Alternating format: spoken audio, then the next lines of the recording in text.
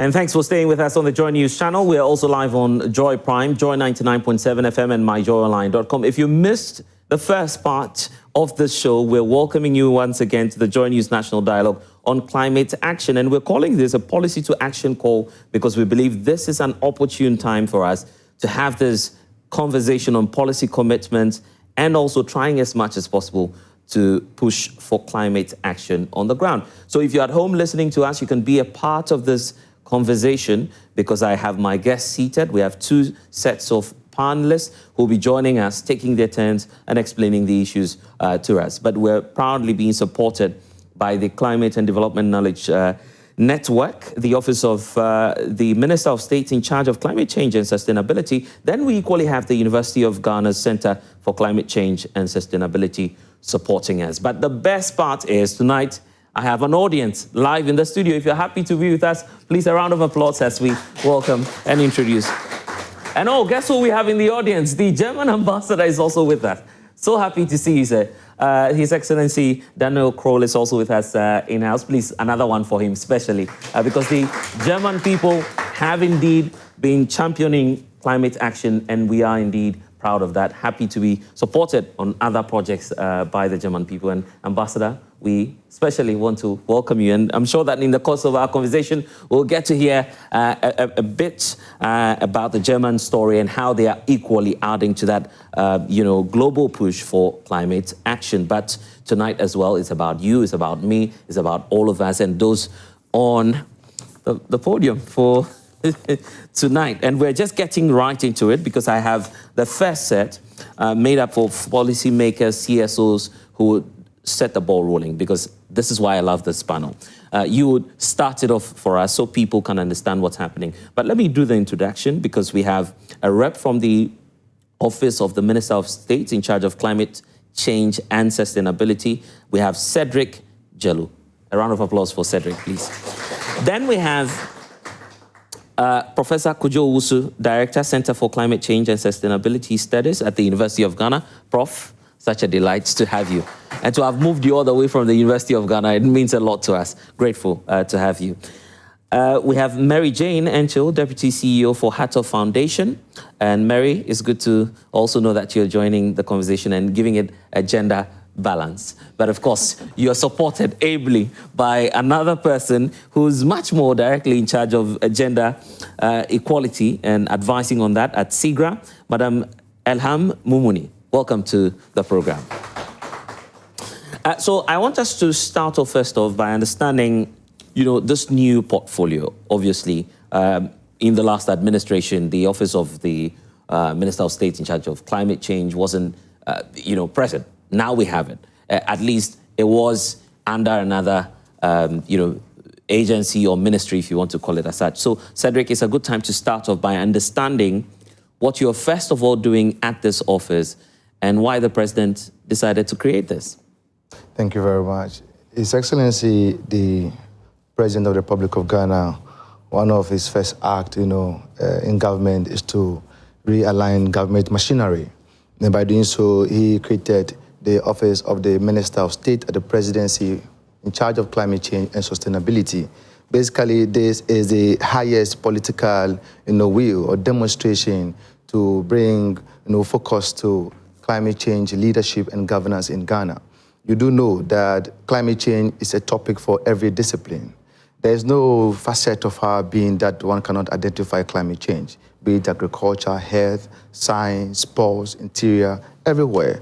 And to that extent, climate change, actions has been scattered, across the various ministries, agencies, and departments. So His Excellency, the President, who himself, a climate champion, sought the wisdom to establish this office to serve as a coordinating point, to bring together these various ministries and climate actors together to provide that political, direction. You know what? I'm sorry for cutting through, but when we're speaking to politicians, we know that you have a lot to tell us. Yes. So let's get straight to the action. That's what we want to hear. Yes. How are you practically coordinating the action on the ground then? Yeah, for those who have been looking at the Ghanaian landscape in terms of climate change, will know that there are specialized bodies that are focused on different components of climate change. Chiefly among them is the EPA, Environmental Protection Authority, that is mainly focused about regulatory frameworks and serves as the technical arm of climate change in Ghana. Aside that, we have NADMO, focusing on induced, climate disaster. We have, Ghana Meteorological Department, we have the Energy Commission. All of these, bodies focus on different components of, climate change. However, at our end, we are looking at coordinating the activities of all of these actors, making sure that they are well aligned. Because, truth be told, this government has a mandate, and this government, want power, having certain promises to deliver. And so our office is to ensure the political direction in coordinating activities of these bodies to ensure that this synergy is built to cascade climate change development into, the local community. So you can say that the Office of the Minister of Climate Change and Sustainability is that climate compass that we are showing a sense of direction where all the other sectors, ministers, and other bodies, will align and then move toward that same cause. Let me come to Prof, because very often we don't find the academics being outspoken about issues of policy. But I feel that in this country, we ought to start adopting that approach. So how do we marry the science?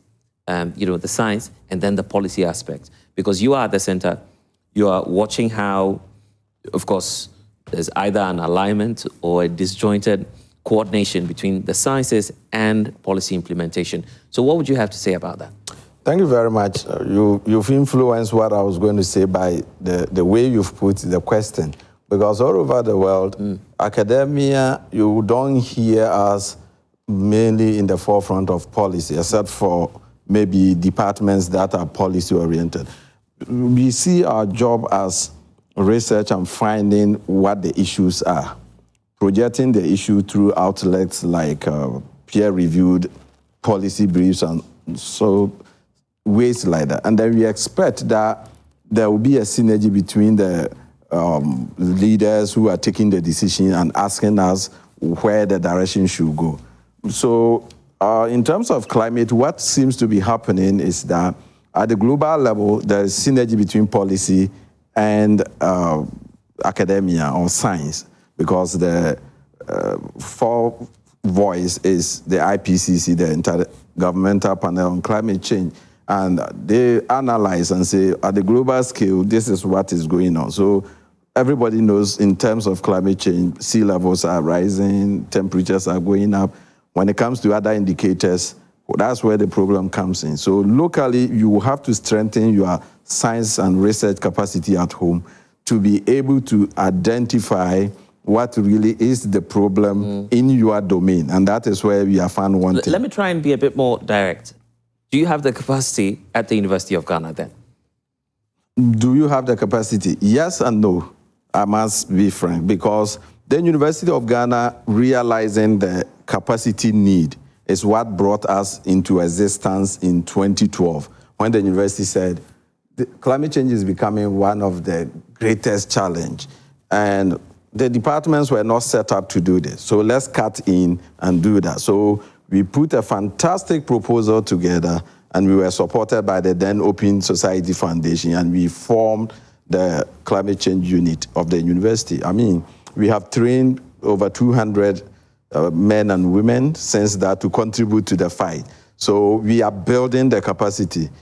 And as I'm preparing for this, that is where the fear is. Now everybody has jumped onto the climate change wagon and is taking bits and pieces and low-hanging fruit. But the actual scientific basis is getting left out. So we still have the need to build more capacity, because I don't think as a country we are there yet.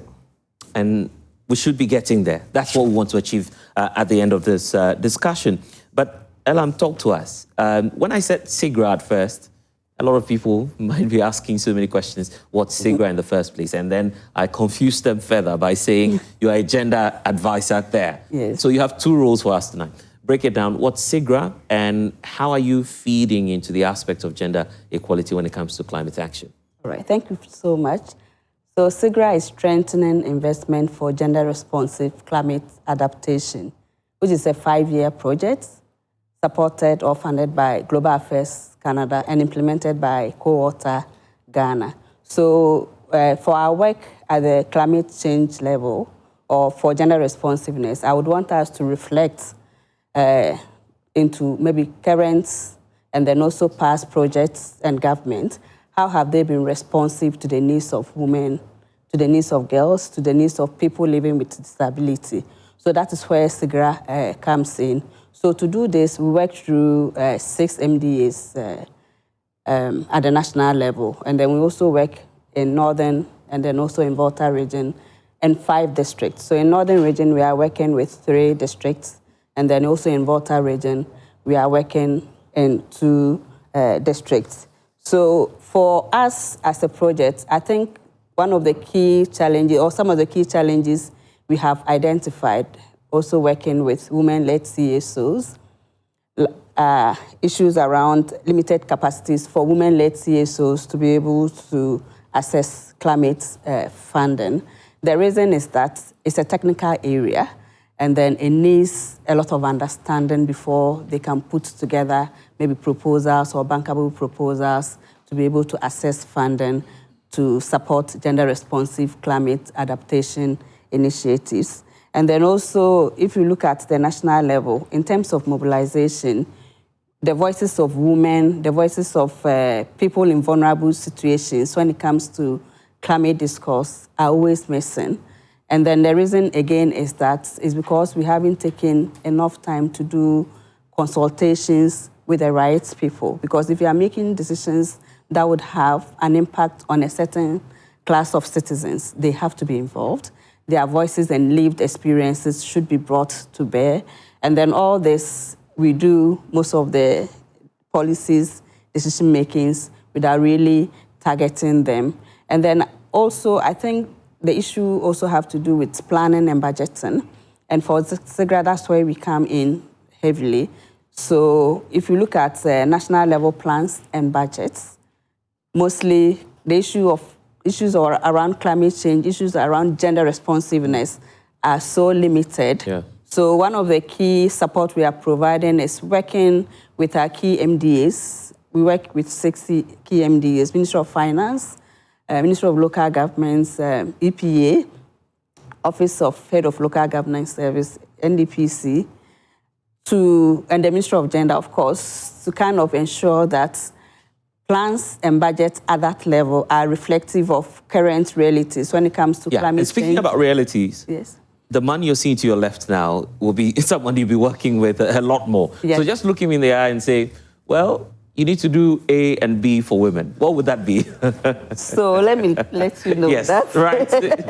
More precise we want women and then people in vulnerable situations to be represented well when it comes to policy discourse, when it comes to engagement, when it comes to national level and international level. Mostly when it comes to representation at the international level, the people that really experience the negative impact of climate change are not there to share their own stories. So next time when you are going for COP, is it COP 30? COP 30. Yes, so we want you to identify vulnerable women or women in vulnerable situations. Yeah. Let them be at that international platform. Let them share their own lived experiences. Let them share how they are adapting to climate change with their own local and indigenous knowledge. I think that is also one key point that we miss in our policies. And there's so much more we'll be getting to. A lot on your plate already, Cedric. And I'll be there to be inspecting the list and to see that people are indeed going. But you spoke about storytelling, and that's where I want to hear from Mary Jane Enchil, because many of us have not even heard about the National Adaptation Plan. Talk less of knowing about the details and what is entailed. So how do we tell the story a bit further? Great. Thank you very much for the opportunity. Before I go on, I just want to thank everybody, the organizers of the program, and to the studio audience, and also those listening to us on radio, and to my fantastic team behind. Thanks for coming with me. Yeah, so I think the issue of climate change, of course, like everybody is saying, is not a one-man business.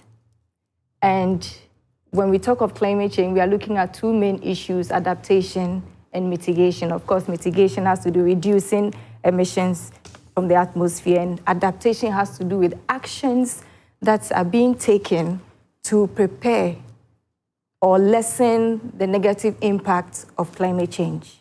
Okay, and we can also take advantage of the positive opportunities that come along with it.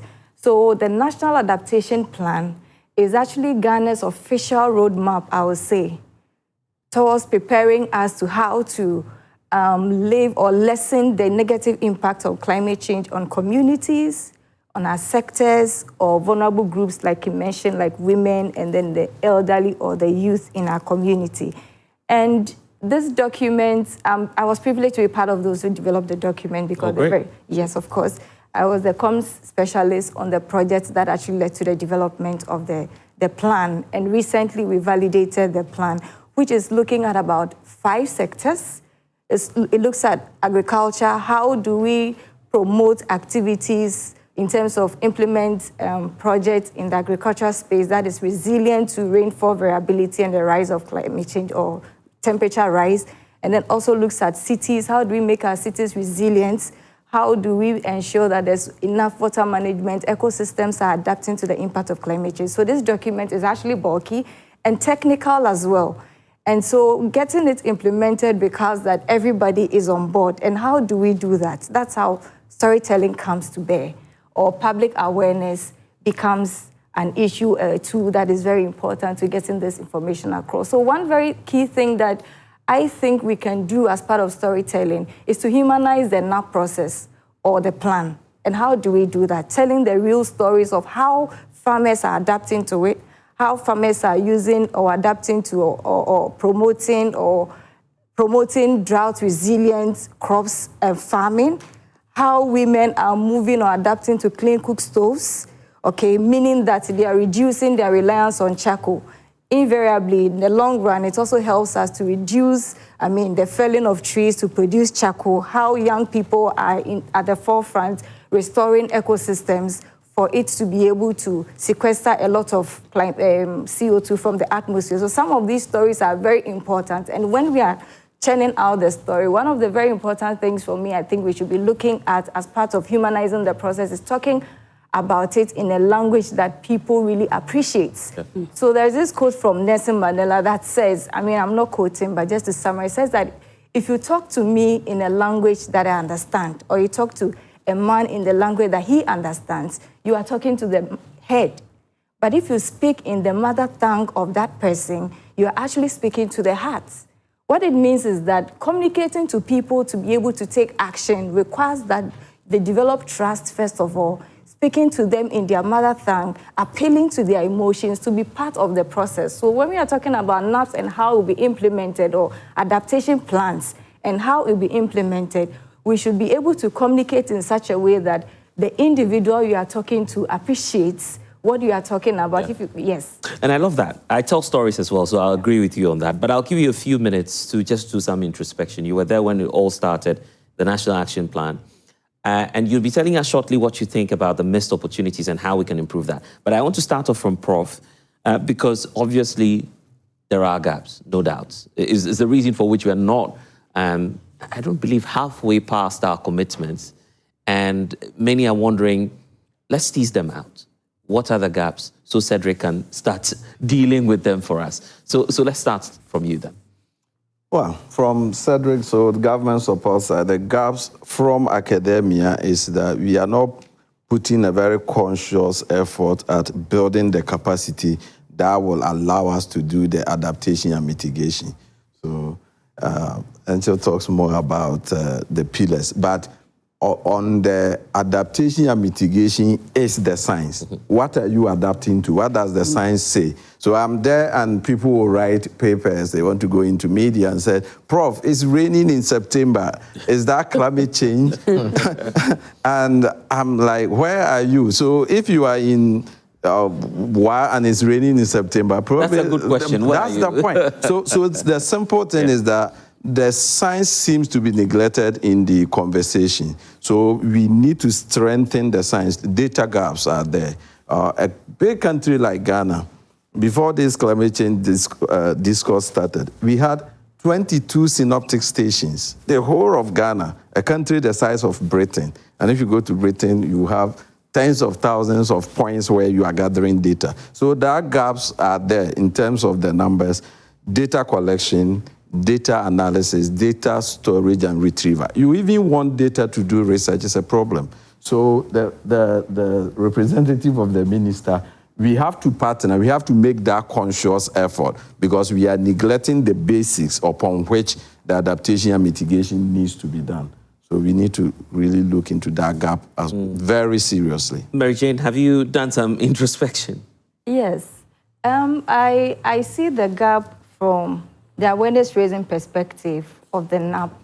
I think the NAP has done extensive work in terms of mobilizing a lot of people for its planning and planning and development, of course, where the youth are also inclusive. But one gap that I see is the fact that we do not empower our journalists, those who give out the information. A lot of the time, I used to work in one of the media houses. You see, the issue with media men and women, in terms of communicating, this is what I'm talking about, where we develop the whole thing and then just one media person is brought from the whole of this country to sit in and say that, okay, the media is present, that this person is the only one that takes out the information. What happens to the rest? So for me, I think that we should be very conscious in the attempt to get this plan out there for people to appreciate and also adapt the practices in our homes. Of course, it is very important that the media is brought on board to be trained extensively. But one also thing that I see with the media, the challenge is the lack of capacity retention when one media person is trained, because I have done a lot of training for media people in green economy, climate change, what have you. You ask yourself, all these people that were trained, are they still with their respective media houses? The answer is no. So in as much as we are calling for the integration of the media into this process to get the information out there, the media houses are also called upon to make a very conscious effort to establish desks for people, just like we have the sports desk, entertainment desk, and business desk, what have you. We can have climate change and environment desk in totality. When we talk of environment in the media space, we are always talking about, oh, sanitation here and there. No, that's just not enough. The issue of climate change transcends all these things we are talking about. They contribute a lot. So for me, I think the gap here is the fact that the media is not well represented in the policy development or formulation stage. And then the media house themselves are also not doing well to be able to get this. Great, great. Yeah. So we need more support there. Exactly. You all agree with me, exactly. isn't it? Yes. Yes. And interestingly, one other challenge, I mean, Prof is here. I'm very happy he's there because I've heard a lot about him. Yes.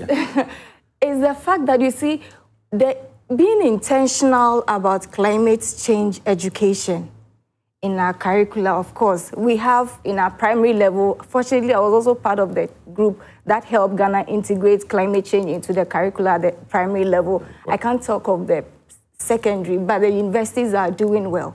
Once we take our young people through what climate change is, now, it's not enough telling the person climate change is this, the cause of climate change, the impact of climate change.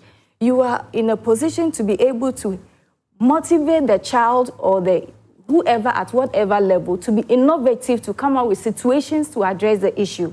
But here is the case, another gap that I see is when sometimes we are so challenged with getting the information of climate change and how we feel we can also contribute to the solution in terms of research that Prof talked about. Sometimes, which I've lived that experience, where you want to pick up a topic somewhere in 2018, I was doing my research, I wanted to pick a certain topic on REDD+. I don't know if we've heard of REDD+, reducing emissions from deforestation and forest degradation. I was told this is a new area that we do not have much data for you to want to go into. Not because it's a new area, at the end of the day I got to find out. It was because maybe the supervisor didn't have enough information on that. That's the reality, and actually. so you are discouraged from pursuing that. Maybe if I'd pursued that, we could generate some data or some information to address that. Mary Jane is making a very strong point here, buttressing what Prof had already said about lack of data, Then we need to support journalists. And I'm about to go to Elham, but I want us to strike a deal tonight. I've always been a gender advocate. I'm a gender advocate tonight as well. And we have agreed that Cedric is taking a number of women for COP 30, right? Yes. I'm number one on that list, so don't contest that. But anyway, let me hear from you in terms of the gaps. So we bring in Cedric. In terms of the gender gaps? Yes. Yes, I think both Prof. Yes. And then Madam have mentioned data gaps. So I think one of the key gaps we also identify is sex, gender, and age disaggregated data when it comes to issues around mainstreaming gender into climate adaptation issues, because you have an activity to implement, and then you have your target citizens or beneficiaries, but you'd want to understand the demographics of the community that you are working in. You get to the district assembly, maybe you might get some data, but sometimes it's not analyzed. So one key gap, especially at the subnational level, is the limited sex, gender, and age disaggregated data. And then also another challenge. So data is also your challenge? Yes, it's also our challenge. Wow. I think data is a challenge for Ghana. Another key challenge we find is capacity of women-led, because our project is also focused on strengthening the capacity of women-led organizations to be able to access funding, as well as our key partner regions, that's the Northern RCC and then the Volta RCC, and then also the 5 districts that we are working in, as well as our national level partners, to be able to attract climate finance through bankable proposals. Because again, Madam mentioned, it's a technical area for everybody, maybe apart from profs that may have the understanding. But if we put women-led CSO at the forefront to assess climate finance, it's a big challenge because of the technicalities and then also the way proposals, the requirements are structured. It's difficult for them to be able to assess funding in that regard. And then also the issue again still, I'll come back to gender responsive budgeting and then how subnational level and then also MDAs have the capacity, very limited capacity, to mainstream gender into their plans and budgets. I mean, the assemblies tell us that they are in charge of our overall development, and then climate change is one of the key challenges that we are facing. So if they don't have data to back their planning and their budgeting, it becomes a very big challenge for all of us. And then you also have capacity of maybe capacities of CSOs in general. Right. And then also the issue around fragmentation, because we see a very big proposal, you want to be able to maybe put in a proposal. We have to be able to come together with our different capacities and strengths to be able to put the proposal together. So government shouldn't be the only ones doing coordination. Some level yes, at the CSO's level. I mean, it should be done. Should happen. Yes, and then sometimes too, the lessons from projects are not documented. So most often, people have implemented projects. For example, I will use gender responsive budgeting. It's been done for so many years. But sometimes when you even go to the ministry, you want to trace back to maybe the past 10 years or the past 15 years. You don't find any information. You don't find any lessons learned. So it's the same way with climate adaptation issues. Lessons are not documented, so people don't really get to learn. So it's actually coming back to the same point about data and how we report it, telling more stories, bringing in more journalists, and then the cash, very important. But many of you at home may have heard climate, adaptation, so many jargons tonight. It's simple. This is the JoyNews National Dialogue on Climate Action. We're calling it a policy to action call, and that's why you're hearing from all the experts. We're about hearing from government and what they intend to do, but we cannot proceed without acknowledging the Climate and Development Knowledge Network, the Office of the Minister of State in charge of climate change and sustainability. Then we have Prof and his team at the University of Ghana Center for Climate Change and Sustainability. They are all supporting us with tonight's conversation. And since I've mentioned the Office of the Minister of State in charge of climate change. Cedric, we're back to you again because you're the technical advisor there. You've heard about the gaps. Data is key. I mean, from what I've heard tonight. Then we'll talk about the journalist storytelling and how we can get to COP30 later on. So just start off for us then. On the issue about data then. You know, I thought I was coming to share perspective on the topic, but I didn't know that I was coming to also take home, you know, huge assignment. Yes. But given the fact that this is a national television, I think that the advocacy is far made easy for me, you know, to convince the Honorable Minister, you know, of her request. Yeah. But speaking to that, I should also say that the Honorable Minister is someone who is truly in touch with these issues. 2 weeks ago, we were, you know, in Bonn, Germany, for SB 62. When the minister met the Ghanaian delegation, one of the things that he was concerned about is the delegation, the quality of delegation.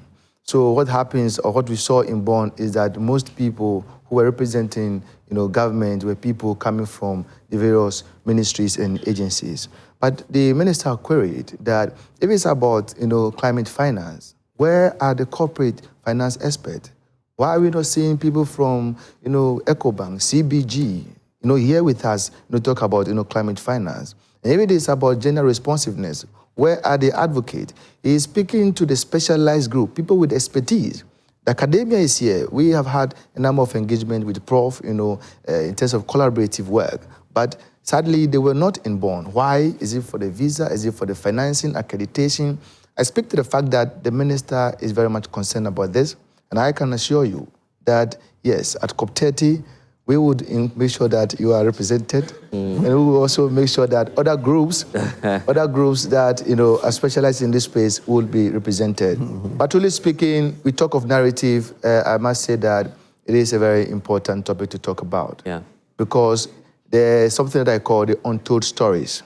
When people hear about climate change, they often hear climate change from different perspectives. Even myself, the first time I heard about climate change, I was a little boy sleeping on the floor of my uncle, you know. And anytime I look at the TV, climate change, you know, it is polar bear.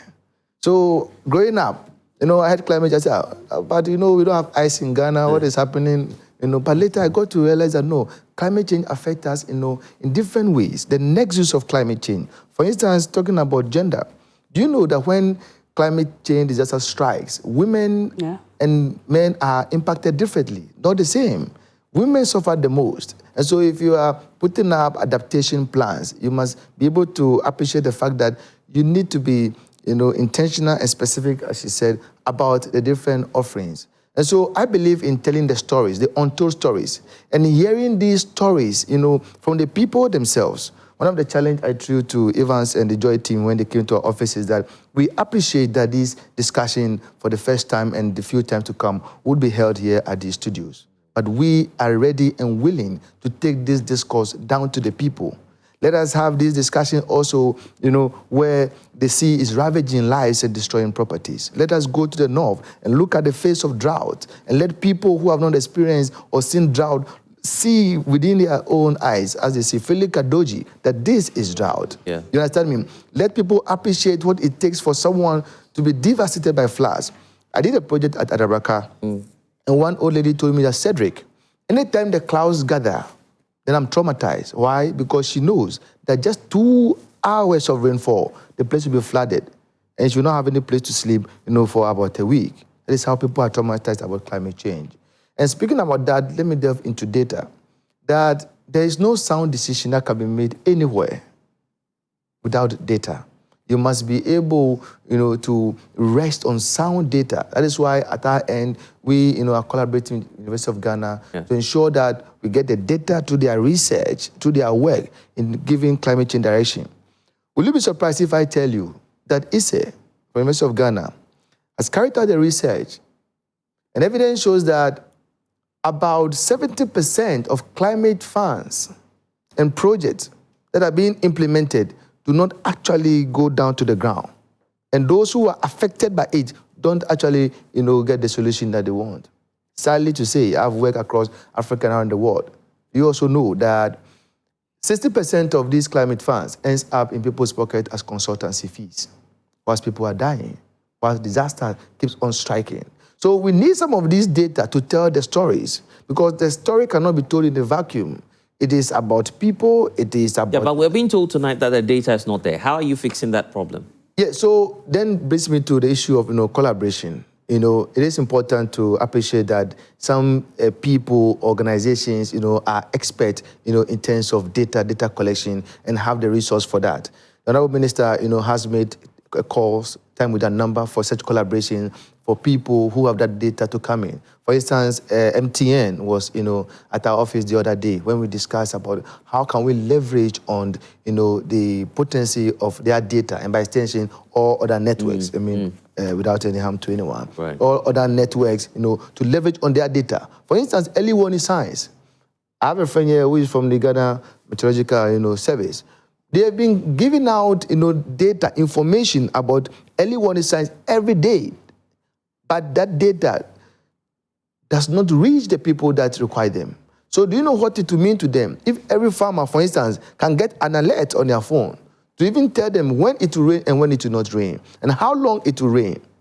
If MTN, if Telecel, if, all the networks to say, can be able to even push these early warning signs coming from the meteorological services, that if it's about to rain, let us know the quantum of rainfall that is coming, and whether these rainfall can cause floods or not, and what should people even do? Simple information. If you're at a low level, can you move to a higher ground? And where are some of the safety net? You can go to a church, you can go to a mosque.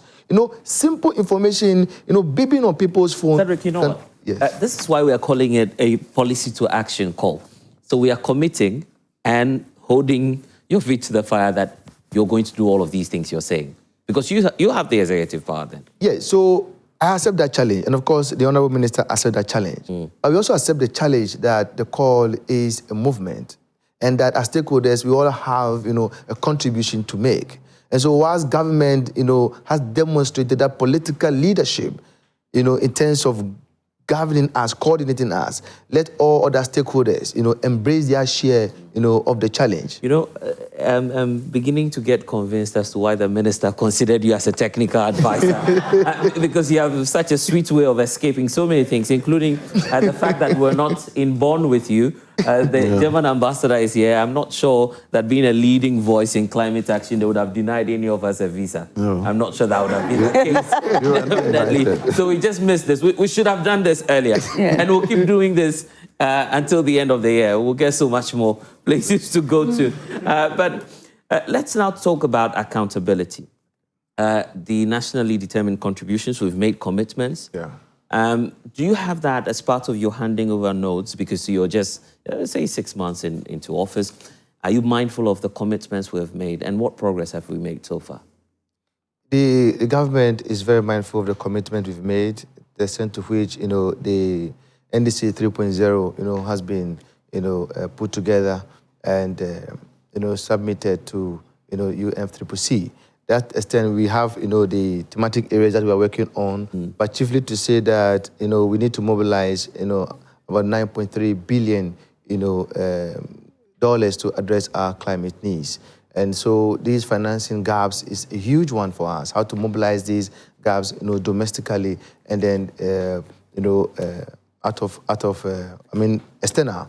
Yes, but one can concern themselves with the financing gaps where the complex nature of seeking these, funding to address our NDC needs is a big challenge. Because truth be told, those, people here who are at the studio will tell you that when you apply to GCF, adaptation fund, and all the other climate-related funds, sometimes it takes about 1, 2, and even sadly, 5 years, to even get a response, talk alone of getting the funding. But what does it mean? When disaster strikes, be it flooding, heat waves, whatever, and then it will take GCF 2 good years just to peruse documents. So there's a challenge with that complexity in terms of requirements. We are calling, for the international parties. I'm happy the ambassador himself is here, who can carry this voice, up the international space. We are calling for a more simplified process in this, regard. We are talking about contingency fund. Disaster has, striked. We don't need to wait for 1 month before we address some of these things. It must be addressed urgently. Sometimes if you see the document, that you have to, fail to apply for this. That filling alone can even take about a month.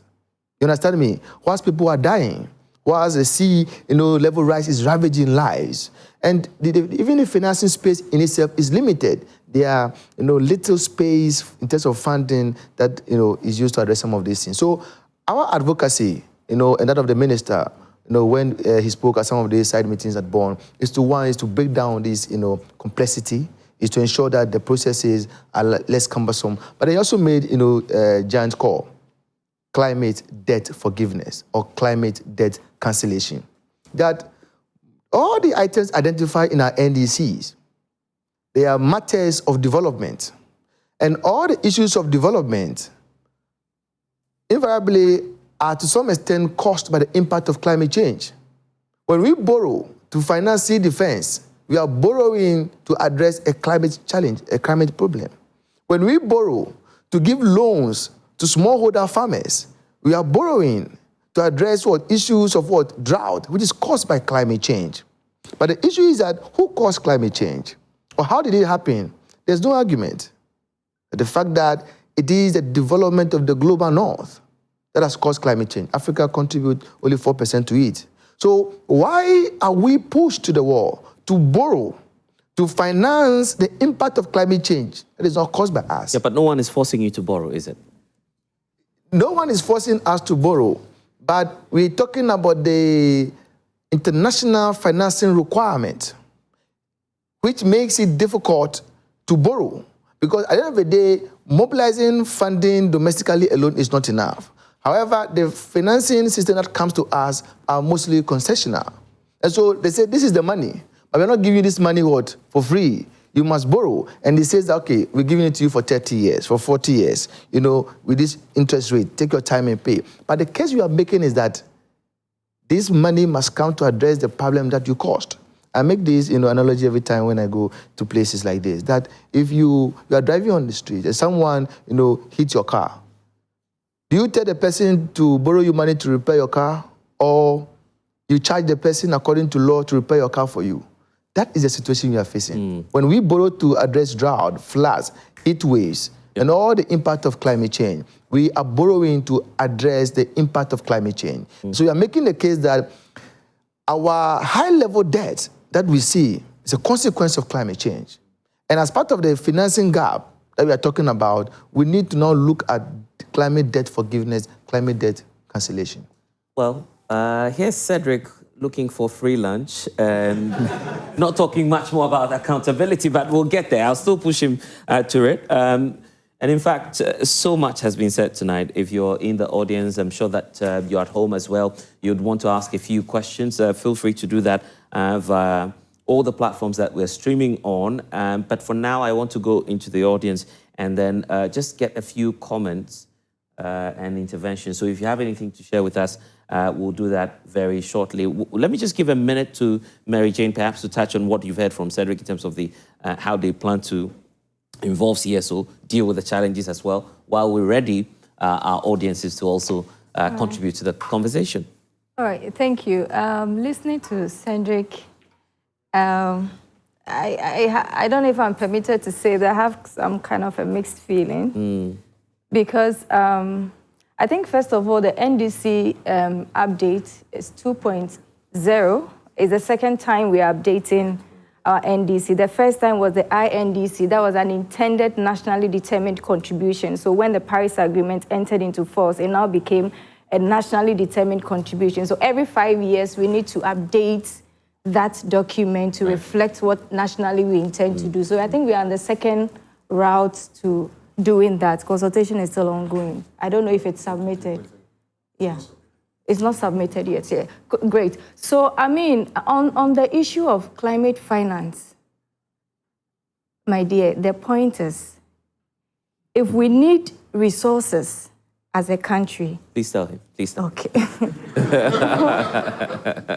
There are 1,001 funds available that you can get for free if you want, for free. But you need to work for it. And that is to write in bankable project proposals to attract grants, not loans. Even with loans, okay, with the multilateral development banks, including the IMF and then the World Bank, there are facilities available that if you apply for, putting forward your climate issue or making the case for climate change, those facilities can be advanced to you. That's if you want loan, can still be advanced to you, but at a reduced interest, they call it interest rate, right? Yeah. What's on this? Yes, so there is a facility that we can always go in for. That's if you want loan. But for me, sitting at where I sit as a CSO, I find it quite difficult when when we are so much interested in loans rather than getting the grant. Yeah. Because the GCA we are talking about recently gave out a grant of 30.1 million USD. Wow. To Forestry Commission to undertake a project. So there's a lot there. Yes. And we'll be coming there shortly. Let me just yield to the audience now so we are able to get some of their perspectives on this matter. Kindly introduce yourself and then tell us where you're joining us from and you can just contribute to the conversation. Yes. My name is Abdul Ganiyu Al-Hassan. I also work with ESO Yeful Ghana in Tamale. I'm so excited to be here. The conversation is very interesting. And I want to make a point about what Ilham has talked about in terms of financing at the local level. If you look at the District Assembly Common Fund, for example, there has been some guidelines that have been issued by the Minister of Finance, and it will be very difficult to find any item that is related to climate financing at the district level. So that is already a gap. And I would like to know what the Climate Minister, Cedric, is doing in relation to what we can do to be able to get funding, like she's saying that we have the money within the country. How are we able to do that? And then also you talked about collaboration when it comes to data more. Is it more about funding the research institutions or just collaborating? Thank you. Yeah, we'll take more interventions then. Yes. All right. So I want to thank the panelists. I've really enjoyed the conversation so far. My name is Yawa Jemai Mbwafo. I'm a senior research fellow at the Center for Climate Change and Sustainability Studies. So my question goes to the gentleman from the ministry. And considering that you are a ministry that is in charge of coordinating all climate change related matters in the countries, and I know you're very new, so I'm curious to know what exactly are some of the strategies that your ministry has in place to effectively coordinate, climate change within the country? Because as you know, there are different actors, but so far I haven't heard of any particular strategy that you have in place to ensure that we are really integrating all the issues and ensure that we have a common platform for addressing the issues. Thank you. And just to make optimum use of the time, all these two are to Cedric. So Cedric, you deal with that while we take the next round of questions coming through. Yes, so the first action of the minister was to form the Interministerial Technical Working Group. I'm answering Ganiyu. And this Interministerial Working Group is serving as a technical committee, advising the minister and of course receiving proposals. Right. So for instance, like you talk about, if we receive some proposals, we submit to this technical working committee that is coming from different ministries to share perspective and make a contribution on it, to make it bankable.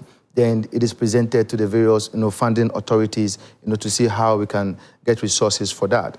Now, to your question about what strategy are we putting in place, that is actually in one of the questions that I'll be asked, but let me just respond to that quickly. Number one, it is a vision of the minister to establish a climate change and sustainability hub.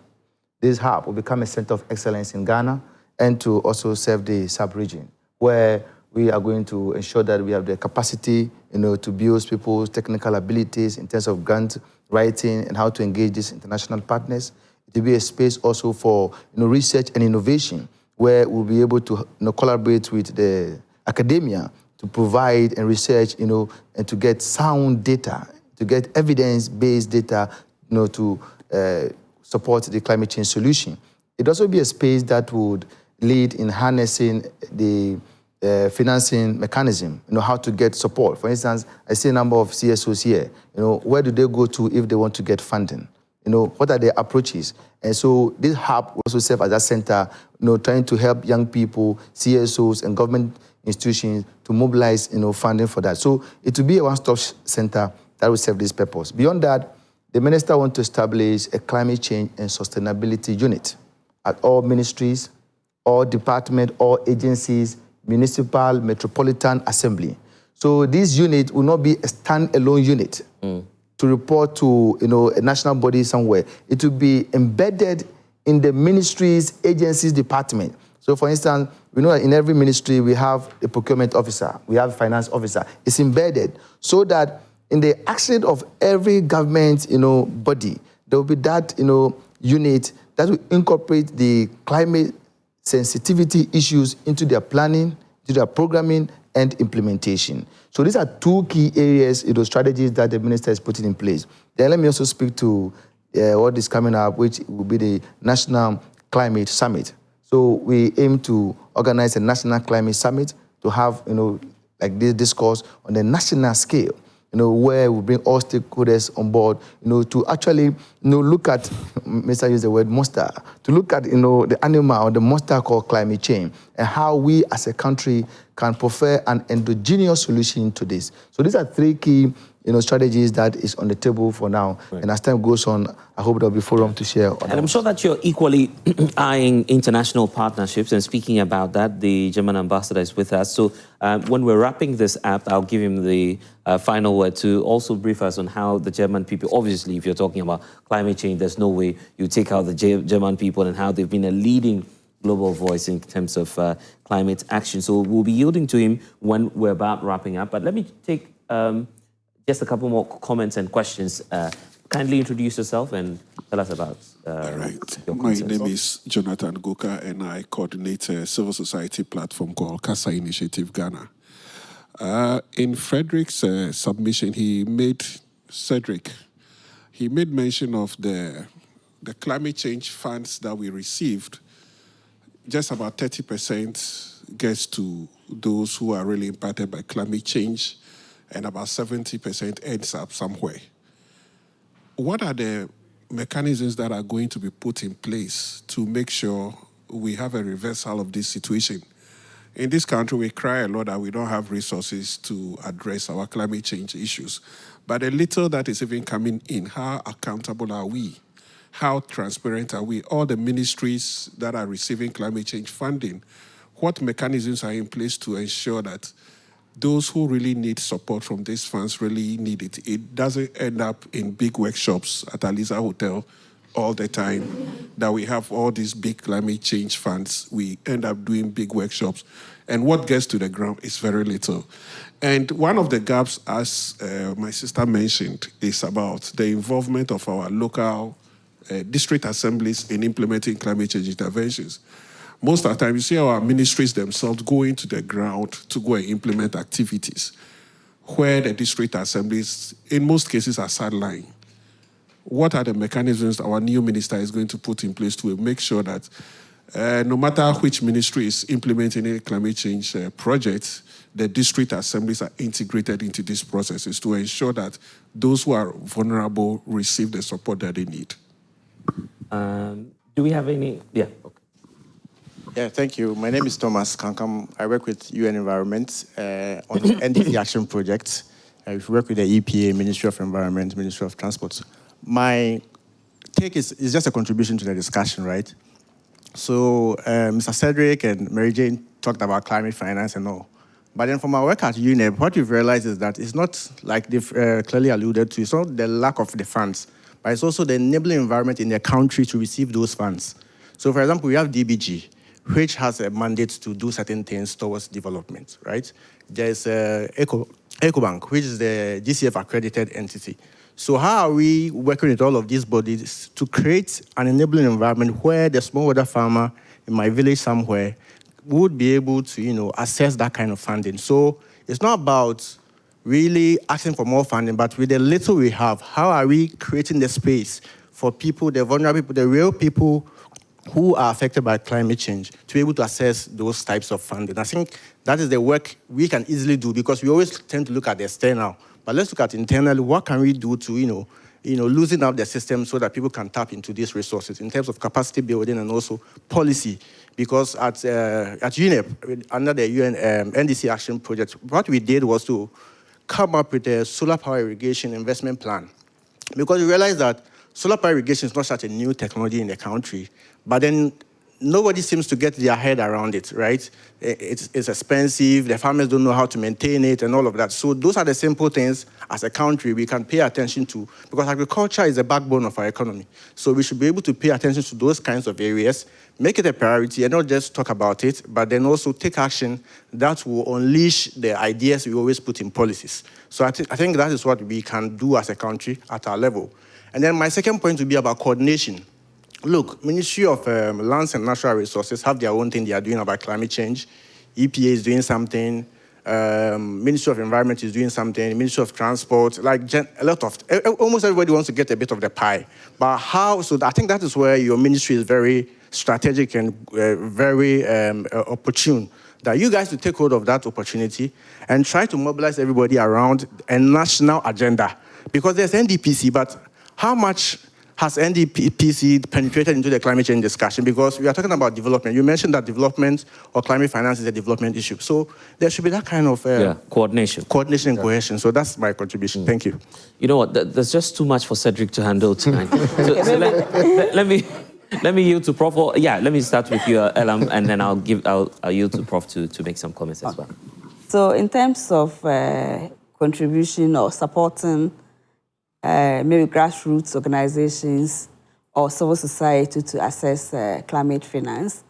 When we began 2 years ago implementation, we were also looking at to see whether there's data or there's a pool where you can have access to organizations in the climate space, and then also to be able to get data around how much finance have come into the country for climate change issues.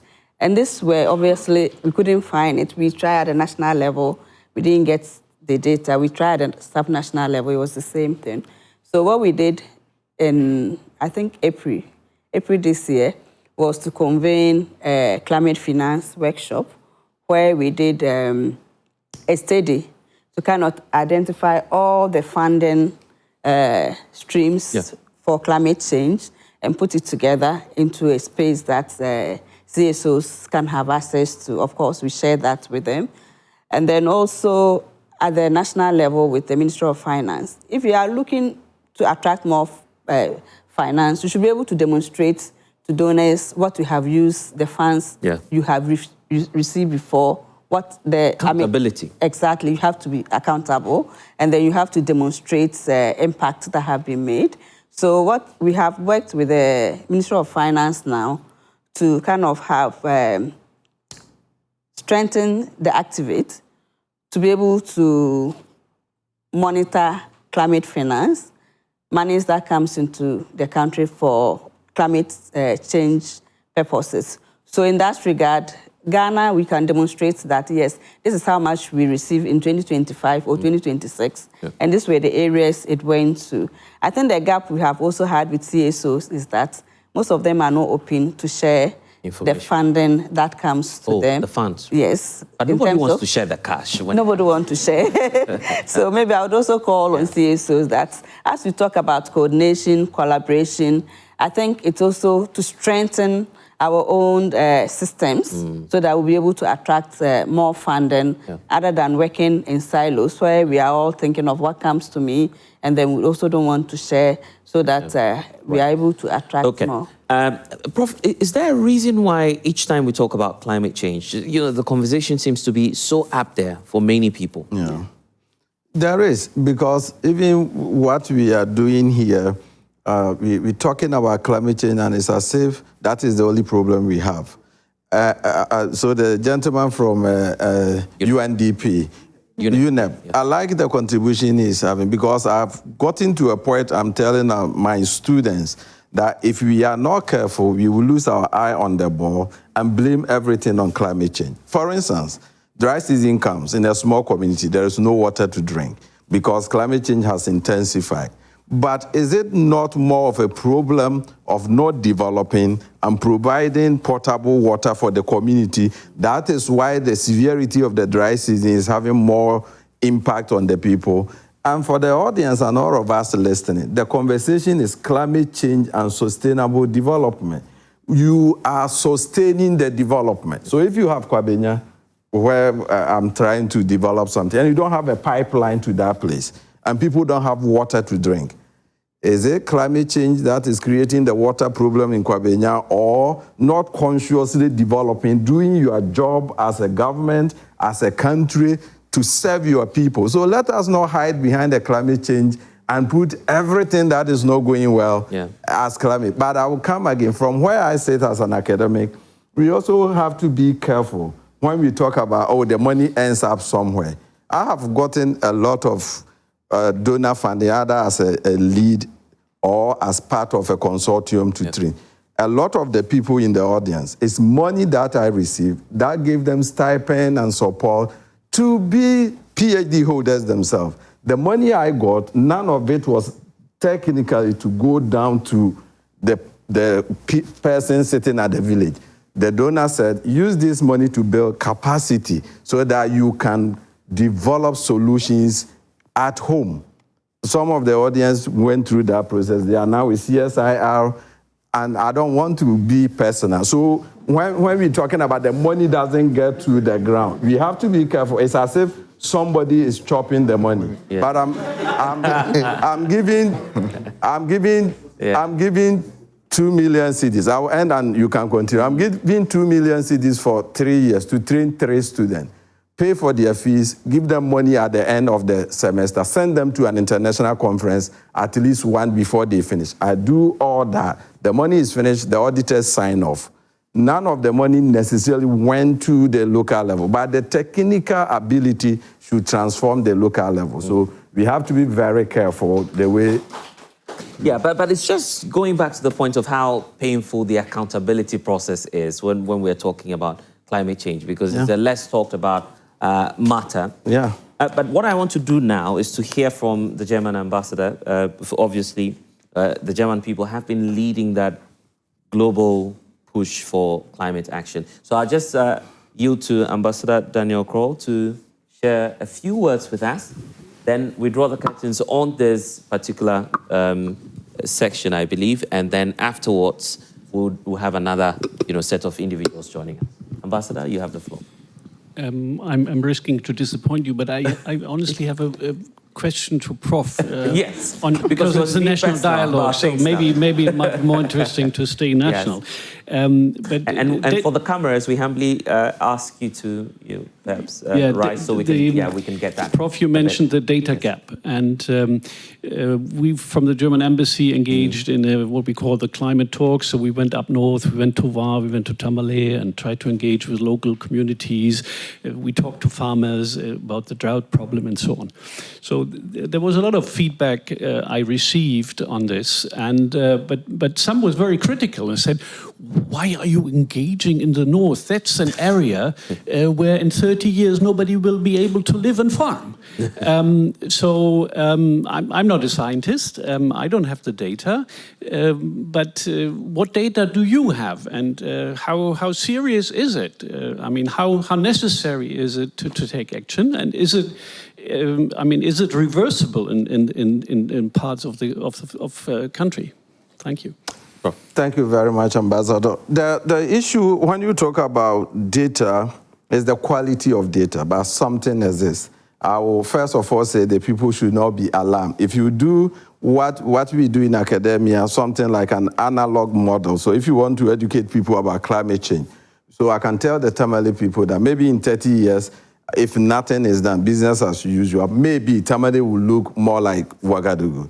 But a lot of the onions we eat in Ghana comes from Niger and Burkina Faso. That has a harsher environment than we have in Ghana now. But they have systems in place. So what we are preaching is that the little data we have, let's build up the data. The information we are giving out from the data, let us utilize it at the government level for policy. So one, I mean, I'm not interested in politics, but one of the things I was interested in, because I've worked in the north, sometimes under GIZ, we were trying to do drought index insurance for, and I was a local consultant to GIZ. We go to the north, so you see the harsh conditions. So when the previous government said they were doing one village, one dam, I was the first supporter.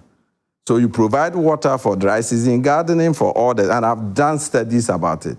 The problem was the implementation, but the idea was fantastic. So it is about time we take the issue as a serious issue, as the ambassador says, he witnessed them. But we can do something about it. It's not like we cannot do anything. Do we want to do something about it, or we are going to wait for donor money to be able to do something about it? Do the dams, do them properly so the water will stay throughout the dry season and people can utilize it. It's a fantastic idea. But if you assign the money to a party person or a non-contractor and they dig the hole, rainy season you have water, dry season there is no water, you don't solve your problem. So the data is a problem. The little data there is able to inform us, but we have to work together, academia, civil society organization, government, and do the right thing so that people can survive the climate change. You know what? If you want more answers, I mean, this is the privilege for the German ambassador. If you want your personalized answers, come and see him later on for consultants. That's how far we can go, because we are also dealing with time. But we're grateful that you're joining us on the JoyNews channel. This is our national dialogue on climate action. We're supported by the Climate and Development Knowledge Network, the Office of the Minister of State in charge of climate change and sustainability, and also you heard from Prof. He's with the University of Ghana's Center for Climate Change and Sustainability. They are joining the conversation as well. And I believe that at home, you've been watching us, you have questions, keep sending them through and sharing your comments with us on all of our streaming platforms. We're on myjoyonline.com, we're on Joy 99.7 FM, we're on the Joy News channel, and we're on Joy Prime as well. And of course, we are in studio, in the Joy Prime studio, where we are bringing you this very conversation. So a big thank you to Cedric Jelu, the Technical Advisor, Office of the Minister of State in charge of climate change. Please, let's give a resounding round of applause to Cedric. Almost all the salvos went to him. So after the session, yeah, we have to refresh him properly. And of course, we can't forget Elam Mumuni, who is with SIGRA. She's the Gender Equality Advisor there. And to Mary Jane Enchil, Deputy CEO, Hattoff Foundation. Thank you. You were almost saying something. 30 seconds. Briefly, you want to wrap that up, then we go for a break? Okay, just to add on to Prof's submission. Like he said, if we want to do something about the situation, we can. And I want to say that is true, because climate change finance is not to solve development issue. Right.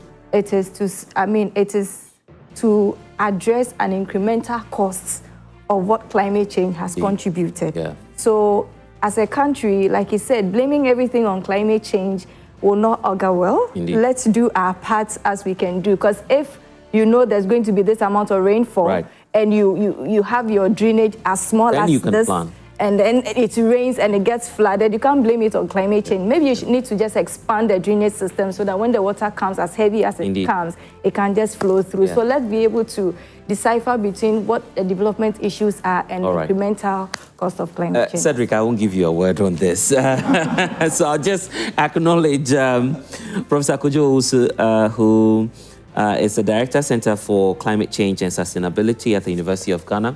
Thanks, Prof, for joining us, and thanks to the team for also spending time with us. We'll be back when we return. Of course, we'll have the next set for you, but I'm keeping that as a surprise. Stay with us, and of course, if you are also excited to be here one more time, let's give it up for our panel. We'll be right back. Please stay.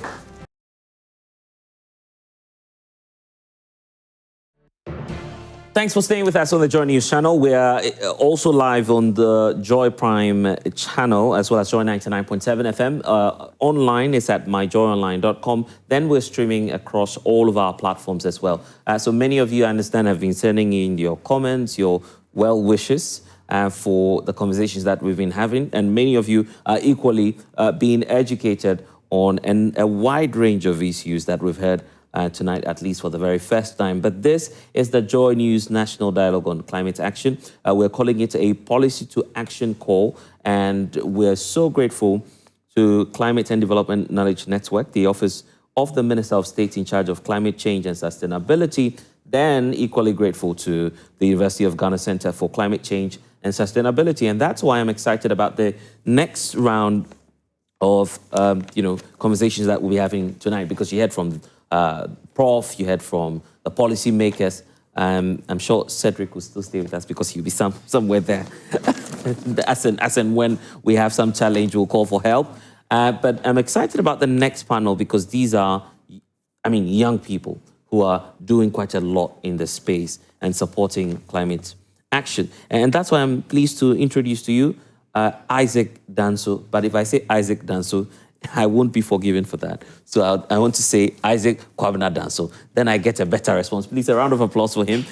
He's the Assistant Programs Officer, Climate Change Unit at the EPA. Thank you for spending time with us. There's Fatia Zakari, Advocacy and Engagement Officer at YEFL Ghana. Thank you also for joining us. Then we have Georgina Boama, Chief Operating Officer and co-founder of AcoFresh. Yeah, I want to get that right, AcoFresh. Thank you for joining us. Nana Minta Asiedu Ampedu Minta.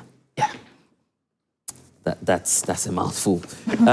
Chief of Staff, Green Africa Youth Organization guy. In fact, let me do the honors because you have the longest name on the list. They would say ladies first, but I'm breaking protocols now. Okay. Just to make it happen for you. But some would say, well, you're doing things at the continental level, but obviously Ghana is finding itself within Africa. So let's look at what you do, first of all, and how you are supporting the other agencies in pushing climate action. Okay, thank you very much. And it's great to be here with these amazing personalities and bring greetings to the audience and then the listeners as well. When it comes to youth, mostly we hear certain words, buzzwords like we are the potential, next generation, and the future generation or something like that. But the reality is we are already shaping the present, right? And we are taking actions that need to be taken now. But the reality is most of the things that we are doing, the energy, the ideas, and the things that we are doing are trapped at the community level. They are not really connected to the various or the bigger national picture.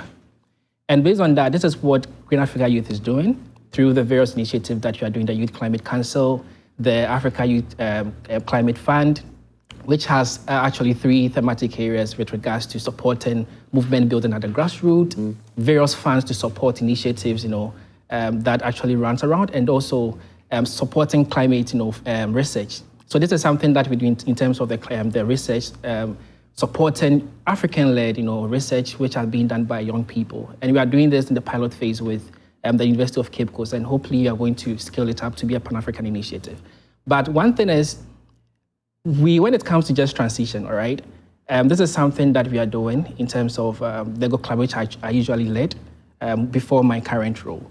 We are building the next generation of African leaders for us to really get the kind of skills that we need with the right workforce. We can't have that kind of just transition without the workforce that we need. We can talk about our transport system. Maybe every government, we have every government bringing new type of buses. And when it gets spoiled, we actually see them in bushes because we don't have the right capacity or the right workforce to repair them. The maintenance culture is really bad. And these are things that we need. So just imagine we trying to transition to the green economy or the green tech and all these areas. It becomes a problem. Just imagine electric vehicles. They don't even have the capacity in there. So these are things that Gaia is doing through our energy and just transition portfolios to enable the youth get the right skills for them to tackle things head on. So with respect to some of the key lessons that we've learned, there's a need for us to really make this climate education very practical rather than theoretical. We have various initiatives happening on various campuses, our programs. No, I can testify that something that was actually taught 10 years ago is being taught now. But we have a different line actually happening now. So if you are using the ideas or you are using the various course outlines which were taught 20 years, I can say maybe a lecturer actually went through the same thing and he's now a lecturer, all right? And he's actually using that same notes to teach students. How do we get the right forces? How do we get the right skills for us to really tackle the issues that we're facing now? So there's a need for us to make things really, really practical rather than the theoretical aspect of things. We have environmental science students, going through 4 years without even having the experience in other laboratory because we don't have a well-equipped laboratory at the various institutions. And this is something that Gayo did last year, where we actually went back to our grassroots, where Gayo actually started at the University of Cape Coast, supporting these initiatives, refurbishing the environmental science laboratory for students to get the right skills that they need before they come out. So these are some of the things. The second one that I'll talk about is youth ownership. There are certain things that we are doing in terms of, giving the youth the right, platform for them to own whatever thing they are doing.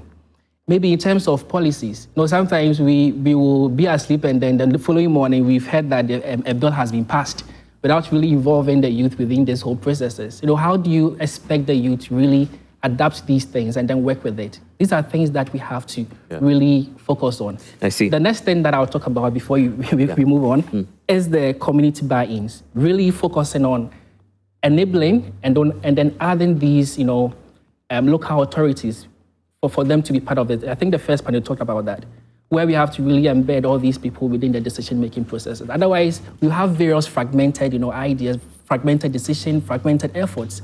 But if you really want a holistic thing, we have to really, have that kind of vision, be intentional, just as they said, be very proactive and be very strategic in making sure that all these things are well aligned. These are things that we have to really, focus on to make sure things are right. Did I hear you right when you said the youth are doing so much in the space? Yeah. When it comes to doing, a lot of people don't see themselves as part of the youthful population, you agree? Then the brackets get smaller. So what's the definition for you? Say 18 to 20, 18 to 40, or 18 to 50? We should include the 60-year-olds as well. Okay, so when we talk about the youth, based on studies, right? We have African, we being the youngest continent, in terms of population. We have around 60% of our continent, over 400 million, from 15 to 35 years, forming part of the, youthful group.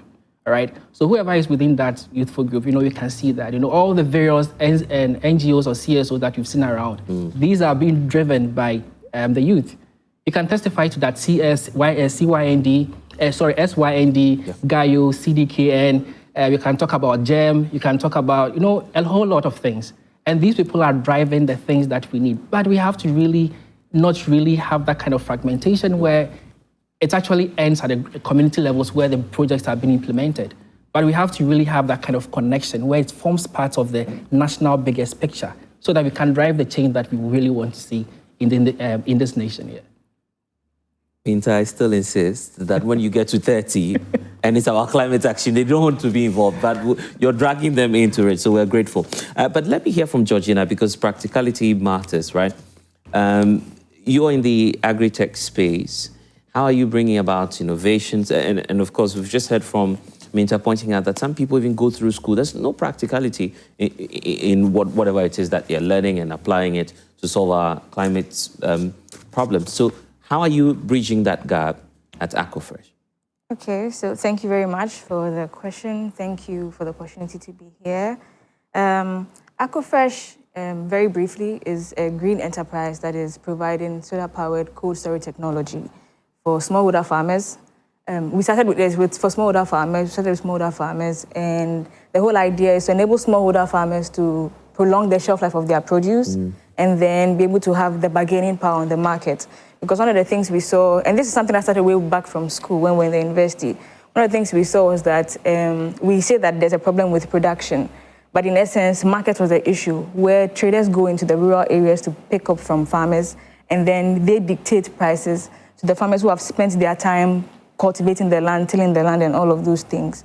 Now, these traders will go into the farms and then handle the produce anyhow they want and now dictate the price. And the farmer has no choice because there's no existing infrastructure to prolong the shelf life of their produce or preserve their perishables whilst they wait for people to come in. So they give off their produce, and then at the end of the farming season, farmers get nothing. So what we sought to do was to enable farmers to, of course, traders are important as well, but enable the people that actually put the effort into producing the food to be able to bargain properly, get back whatever they invested with some profit, and then now everybody is happy. We get food all the way down to urban areas or even in rural areas, and everybody is happy, right? So practically, what we are doing is making sure that the food that is produced on the farm or at the farm gate is sustainably produced, sustainably transported to the final consumer, and then at the end of the day, we're also enabling people to have nutritious food, have the right diet, let me say, on their tables, whilst enabling climate action. Let me just add that. Let me just put that in. That must be a challenging exercise, isn't it? Very, very challenging. When we first set out, the first thing is we decided to do solar powered because in rural areas it's hard to have access to electricity, and farms are located in forests. If you take a trip one time to a farm, you wouldn't want to go back, right? Like you have to get on very weird vehicles to get there. Now these farms are there, so you have to use solar energy to power whatever technology you want to provide. And then we decided to do the cold storage for these farmers. And solar panels are expensive in themselves. Now thinking about actually putting up something that looks like a fridge, that is not a fridge size, but that's like a room size. People can actually bring produce in. Everything that goes into setting up a cold room is super expensive. And farmers also like to stick to the way they know how to do things.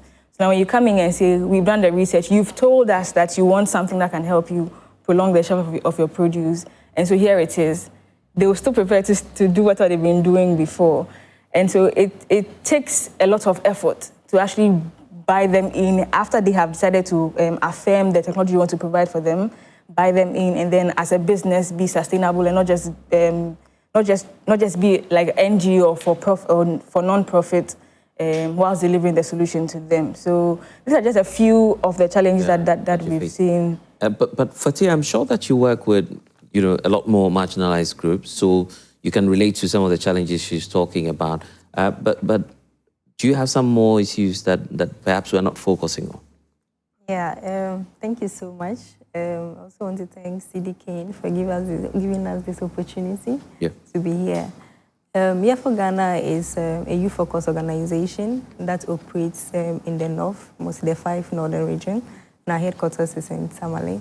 We are mainly youth-focused. We do youth businesses, and what we pride ourselves in is taking, let me use the word, a raw youth to finish youth. Yeah. Explain that for me. Okay, so for instance, here for Ghana, we are very open. Okay. When it comes to youth in any development sector, right, we don't really put a criteria. Like for instance, people have opportunities and they'll be like, okay, you have to meet a certain criteria, you have to have a degree here. No, we deal with rural youth and one part, and also do with urban youth. So just come in as you are. So yeah, and we'll make you a better version. Yeah, that is how it's like a church service. Come and your life will never be the same. So we actually use learning by doing as our slogan. Yeah, learning by doing. As we all went in, because I came in with a health background to go into to even lead a climate. So I had to do the learning by doing. So that's how we do with all young people in the rural areas. We mobilize them into what we call the Youth Environmental Brigades. And the name alone gives them that passion to work. So when we mobilize them and they are well organized, then we train them to what we call the climate reporters, where they always report on climate issues in the community level.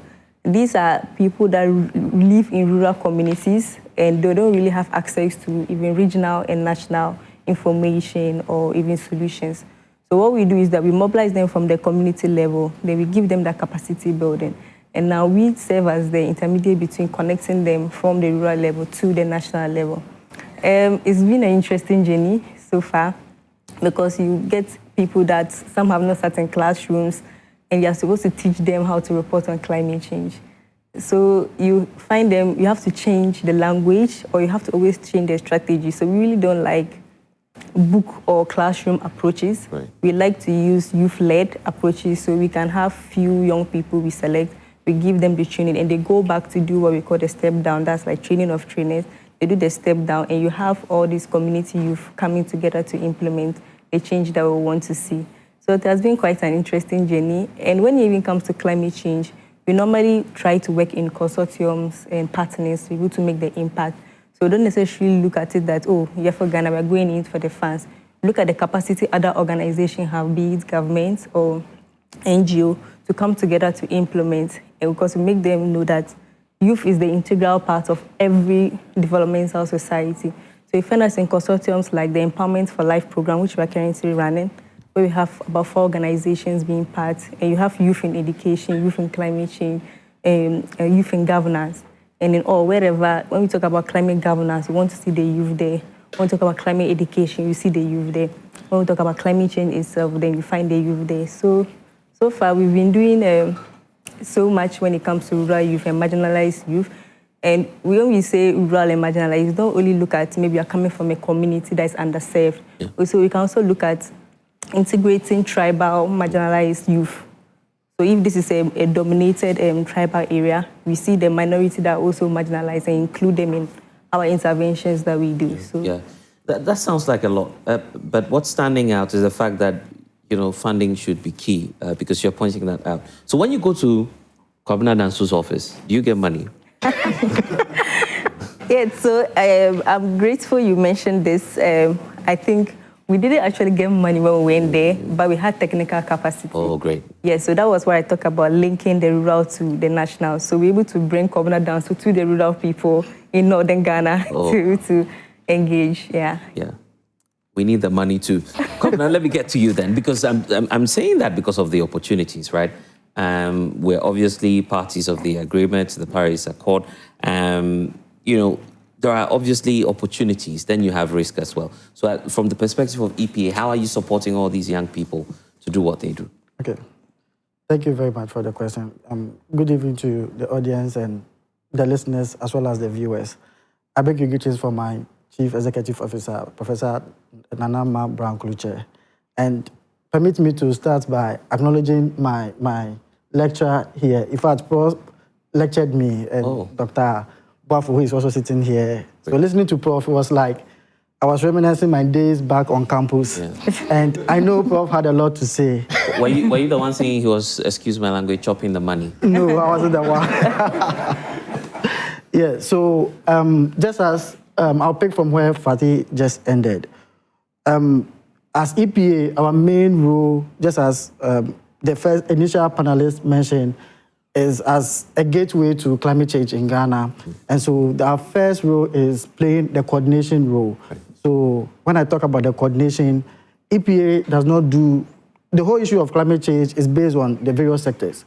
So EPA does not do all those activities in all the sectors. So what we do is to bring all the sectors on board when it comes to climate change. So when there are any new or emerging issues in the global trend in terms of climate change, we come in to build capacity, create awareness, and provide an enabling environment for everybody to thrive, or every aspect of the economy to thrive, inclusive of the youth. And so we have a lot of engagement with the youth.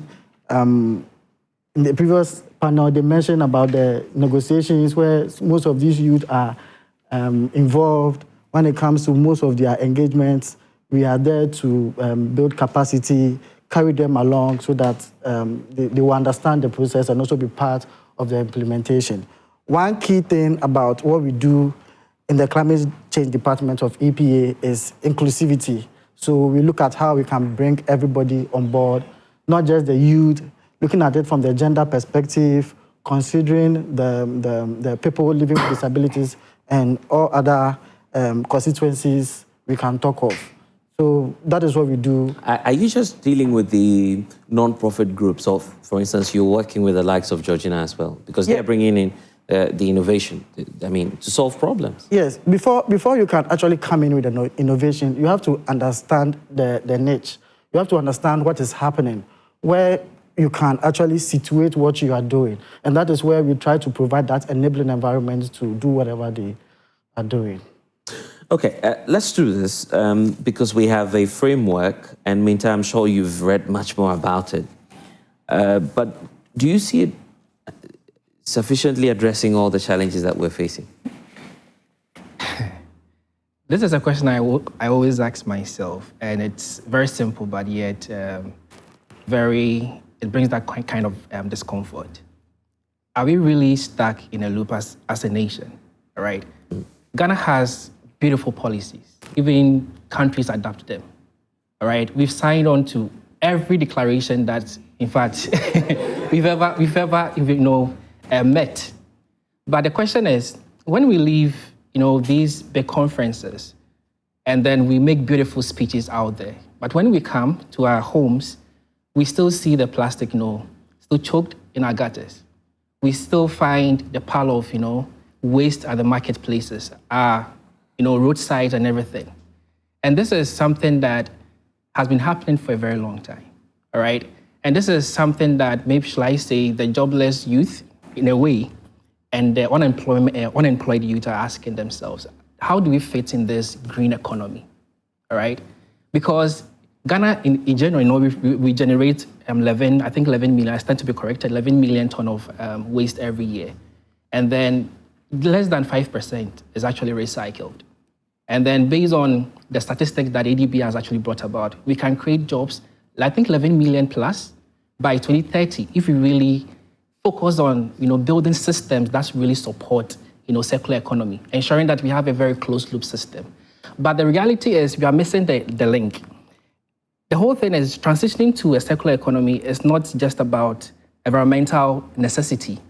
It's economic opportunity for the country, for us to really boost the job creation levels that we have. We have a lot of, I'm not going to talk about the unemployment rate within the country, and I'm not going to be very political in there. But we have to really create an enabling environment. If you're not doing that, even with the formal waste management sector, I'll say this, I'll be very blunt here, Zoom Lion. We had issues where Zoom Lion actually underpays their workers, which actually became something for over close to 5 years. We're still talking about it. And recently that the Youth Authority has actually debunked their contract and all that. But we have to really be intentional about these things. Until we actually become intentional, very proactive, and create that long-term, enabling environment, not just looking at the 4 years, 8 years in power, then we actually leave and then expect someone else to bring a new thing because we want to really see ourselves in there. So these are things that we have to really focus on. Move from that kind of policy rhetoric to enabling ecosystem. We have amazing projects being led by youth, but the bureaucracy, even to get to these ministries, I quite remember I was helping one organization as a consultant to get a funding. And the whole thing was we have to really write to one ministry for them to really endorse that, yes, we know them and we can proceed with the funding. And it became a problem. I don't know if they'll reply the email to today or not. All right, so that didn't actually go through. So we really have to really focus on, really looking at what is already happening and how do we enable such things to happen. Because if you sit in your offices and then dream about maybe draft certain things or maybe draft policies without really putting these CSOs who are really doing things on ground, being with the grassroots system and all that, it becomes a problem because you do it and then we will definitely come back and review it again and tell you we don't want this. It is actually taking a lot of time. So these are things we have to be very intentional about as a nation. We have to create that enabling environment for CSOs to actually drive and then cause the change that we need to see. And this is why I'm excited about the story of Georgina, because you need that enabling environment. You're bringing on board innovation, but how do we leverage on that and to ensure that we build resilience through this innovation you're bringing up, but we're doing that at the same time, while tapping into everybody's expertise, for instance, what you're bringing on board at AcoFresh? Okay, thank you very much. I think I'd like to touch on some of the, coming back to challenges, yes, right? Some of the things that we've had to face, at least over the past year or two, with the work that we're doing. At some point, we wanted to get a certification from FDA, right? And the thing with climate smart agriculture or climate smart technology is that it's not it's not well available, widely available, that's one. And so there's not been much research into what exact processes should go into, say, certifications and regulations and all of that. So for example, with this FDA thing that we're doing, there is a provision for cold storage, right? But the details of how exactly should a cold storage facility be handled or be operated was not captured in whatever provisions were coming from FDA. So the good thing is we are setting the pace, right? We are the ones that are going to say this is how things should be done, and so it informs FDA on how to come back better on other organizations.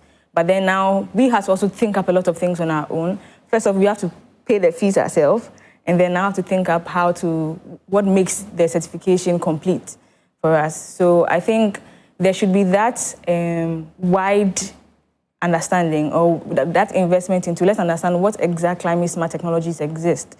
Cold storage for vegetables is not new.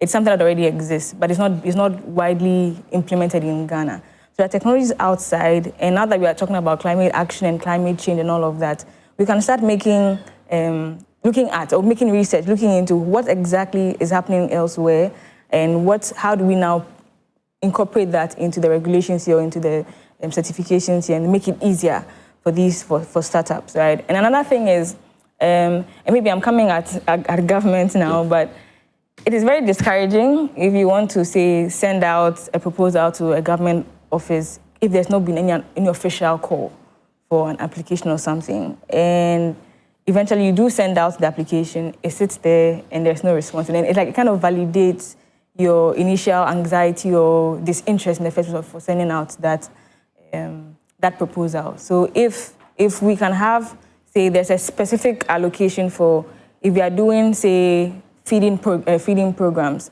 very specifically, let's have a certain portion of the produce that is coming into the feeding program coming from climate smart technology.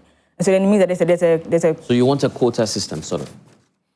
Sort of. We are saying that, yes, if there's produce that is coming here, we can also play a part. There's a specific provision for people like us to now put ourselves involved. The issues are many, but there are private hubs, let me say, that are making things easier. They provide the technical support, the capacity building opportunities that will make you, say, bankable or help you put your books together and all of that. So that kind of creates that enabling environment for you to now, say, show up to a more sophisticated organization and then qualify. Yeah, so there's that. I'll not lie about it, but there could be way more. So yeah. But it's also pointing to the need for advocacy. And Fatia, you've been doing that a bit more with your Go Adapt project. Tell us about that and how that can lead to, empowering more voices for real action.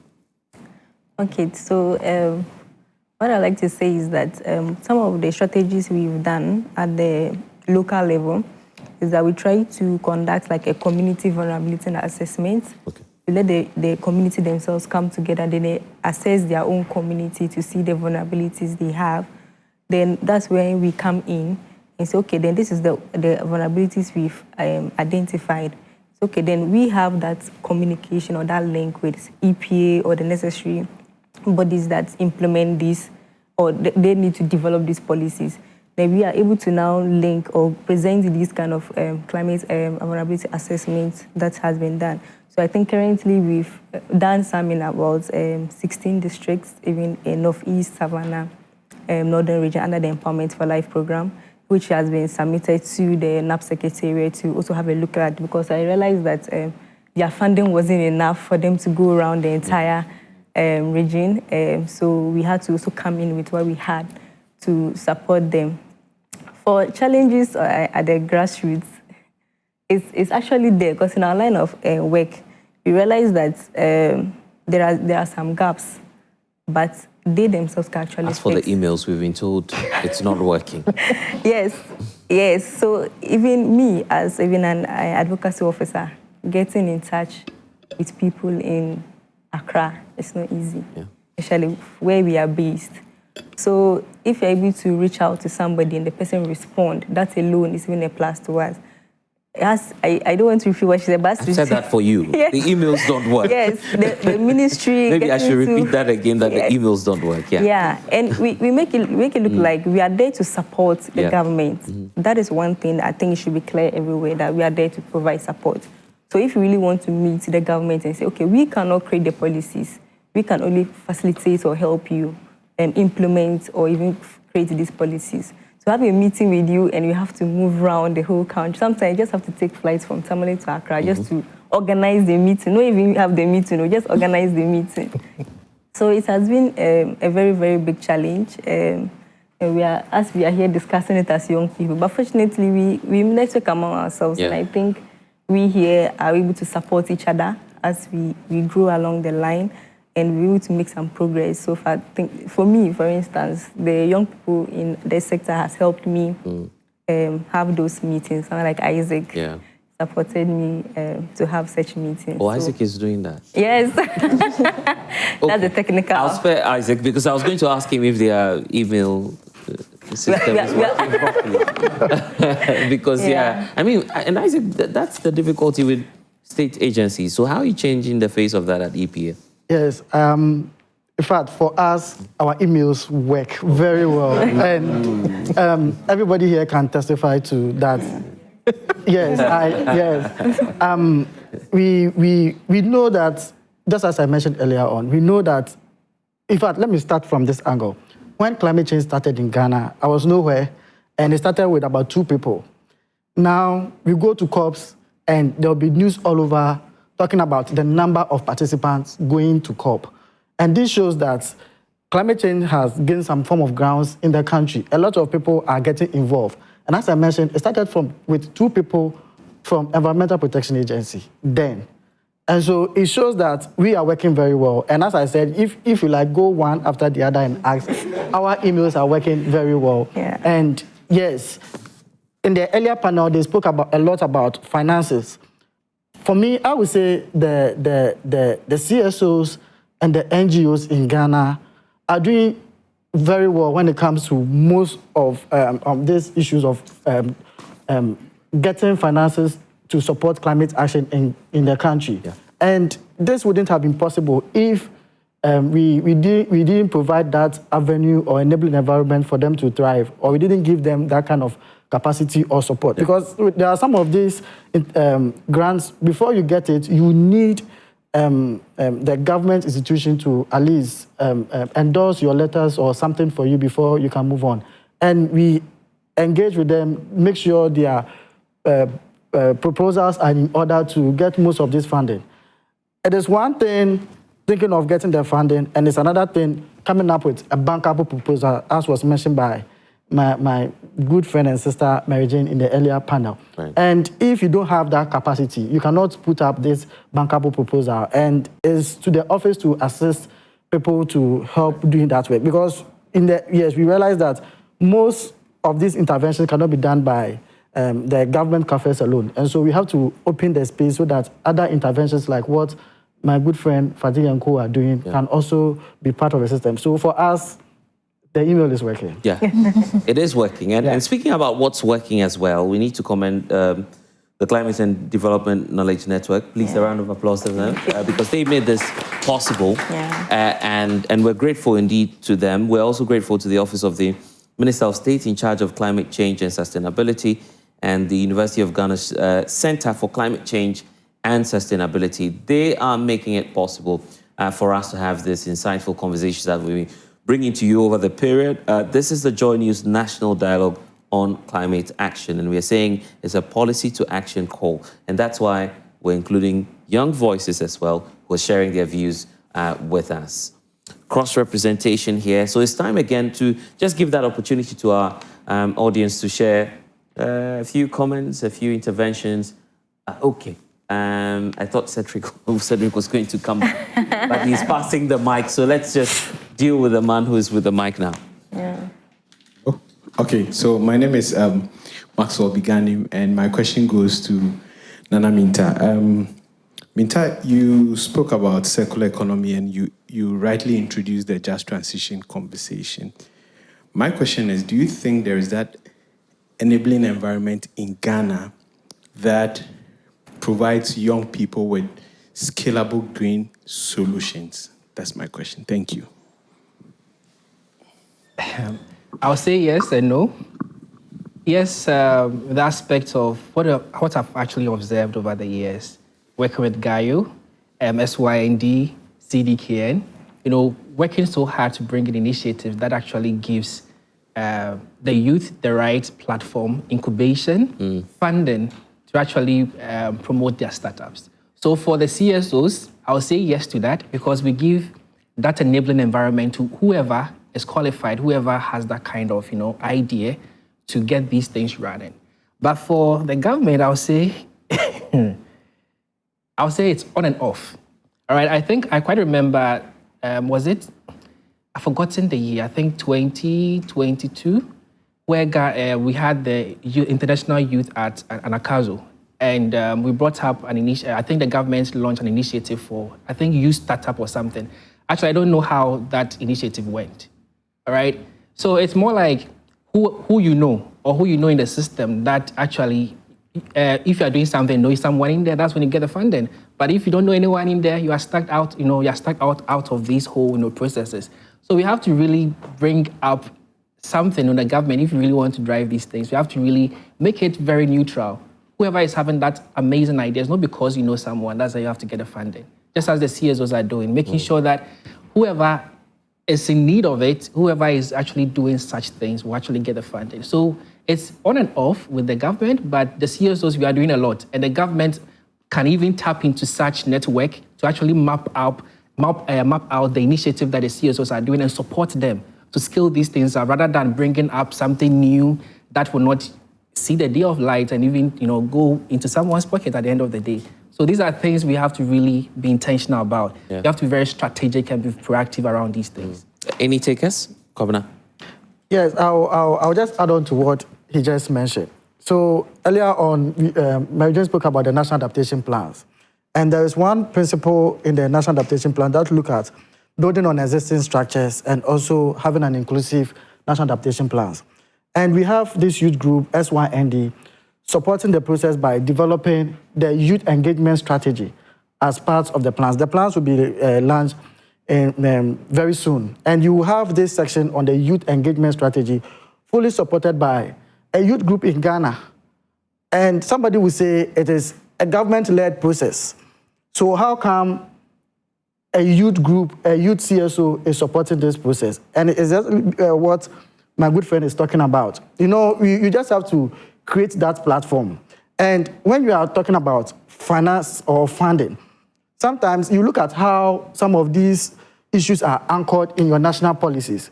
Now that this group have taken upon themselves to develop this strategy, it becomes a good opportunity or avenue for, if you are writing proposals, you can make reference to that for the youth. You also have other people supporting in diverse ways. Fatih and the YAFO mentioned about how they are supporting us in getting some risk and vulnerability assessment done in other parts of the country. The risk and vulnerability assessment was, in our vision, we wanted to develop a tailored adaptation plans. So aside the sectorial plans, we were looking at also having a district-specific plans because the districts have their own peculiar challenges. But then the fund wasn't enough. But then some of these groups are supporting in doing this kind of work. SIGRA is supporting in developing this risk and vulnerability assessments and the district adaptation plans in their areas of this jurisdiction. We have UNCDF, we have Water Aid and others also supporting in that order. So when it happens that way, then you are looking at building on already what is existing so that you have an inclusive and a robust system in place for the entire country rather than working in silos. And I totally agree with what he was saying on that. And that was just what I just want to add on. Okay, let's get to, yes, right. No, okay, so I would just want to add my... please introduce yourself. Okay, so my name is Esinam Ajonogbeapa. I work with the National Disaster Management Organization at Koleklote. Just to add my voice and really advocate for the supports of for the youth, because I also believe that they are doing a lot. I think last year we worked with, someone would even ask, what's the synergy between NADMO and climate action. In the National Adaptation Plan, we have a coordinating response and preparedness. But we at the Koliklote Assembly, we are saying that we are making a paradigm shift from being reactive to being proactive. So what we are doing is working with the youth group because we believe that the change makers should be empowered. So we worked with Gaio last year, I think, on climate change and repurposing waste to resources. Something good that our young ones should know about. And then this year, we are working with the Strategic Youth Network for Development on energy transition. So I think they are doing a lot and need to be empowered to be able to do more. So that's just the little I want to add to the advocacy for the youth. Right. Okay. Yeah. Yes, just to add, CDK and ECA, if I don't mention them, yes, they have also trained someone from NCCE. You know, Article 41G talks about protecting our environment, and they have trained someone from Koliklote NCCE to be able to do that effectively. Right. So, yeah. That's worth mentioning. Yeah. What do you think? I think, as I mentioned earlier, we could see all of them are based in Accra. Yeah. So you are the one up there. Yes. Yeah. So what works best for us is collaboration.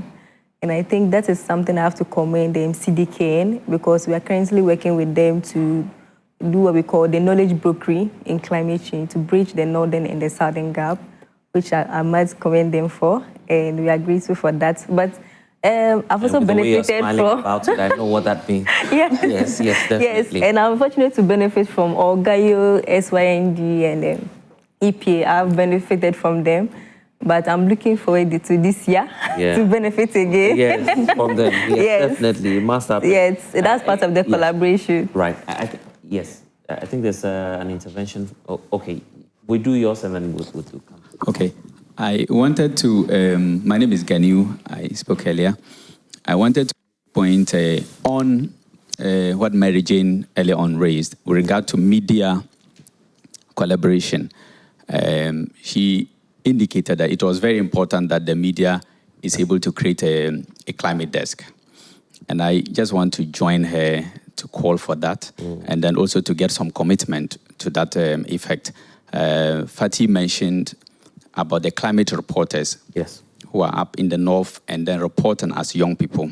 That could actually connect to that desk if it is created. Thank you. Okay, thank you. Please pass the mic. Okay. Okay, I'm Abigail Esnamakapu from the Ghana Meteorological Agency. My question is to Nana Minta.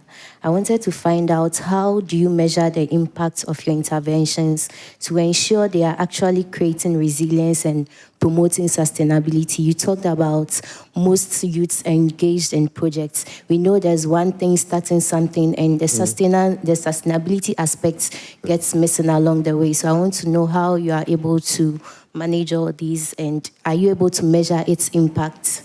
Thank you. Okay.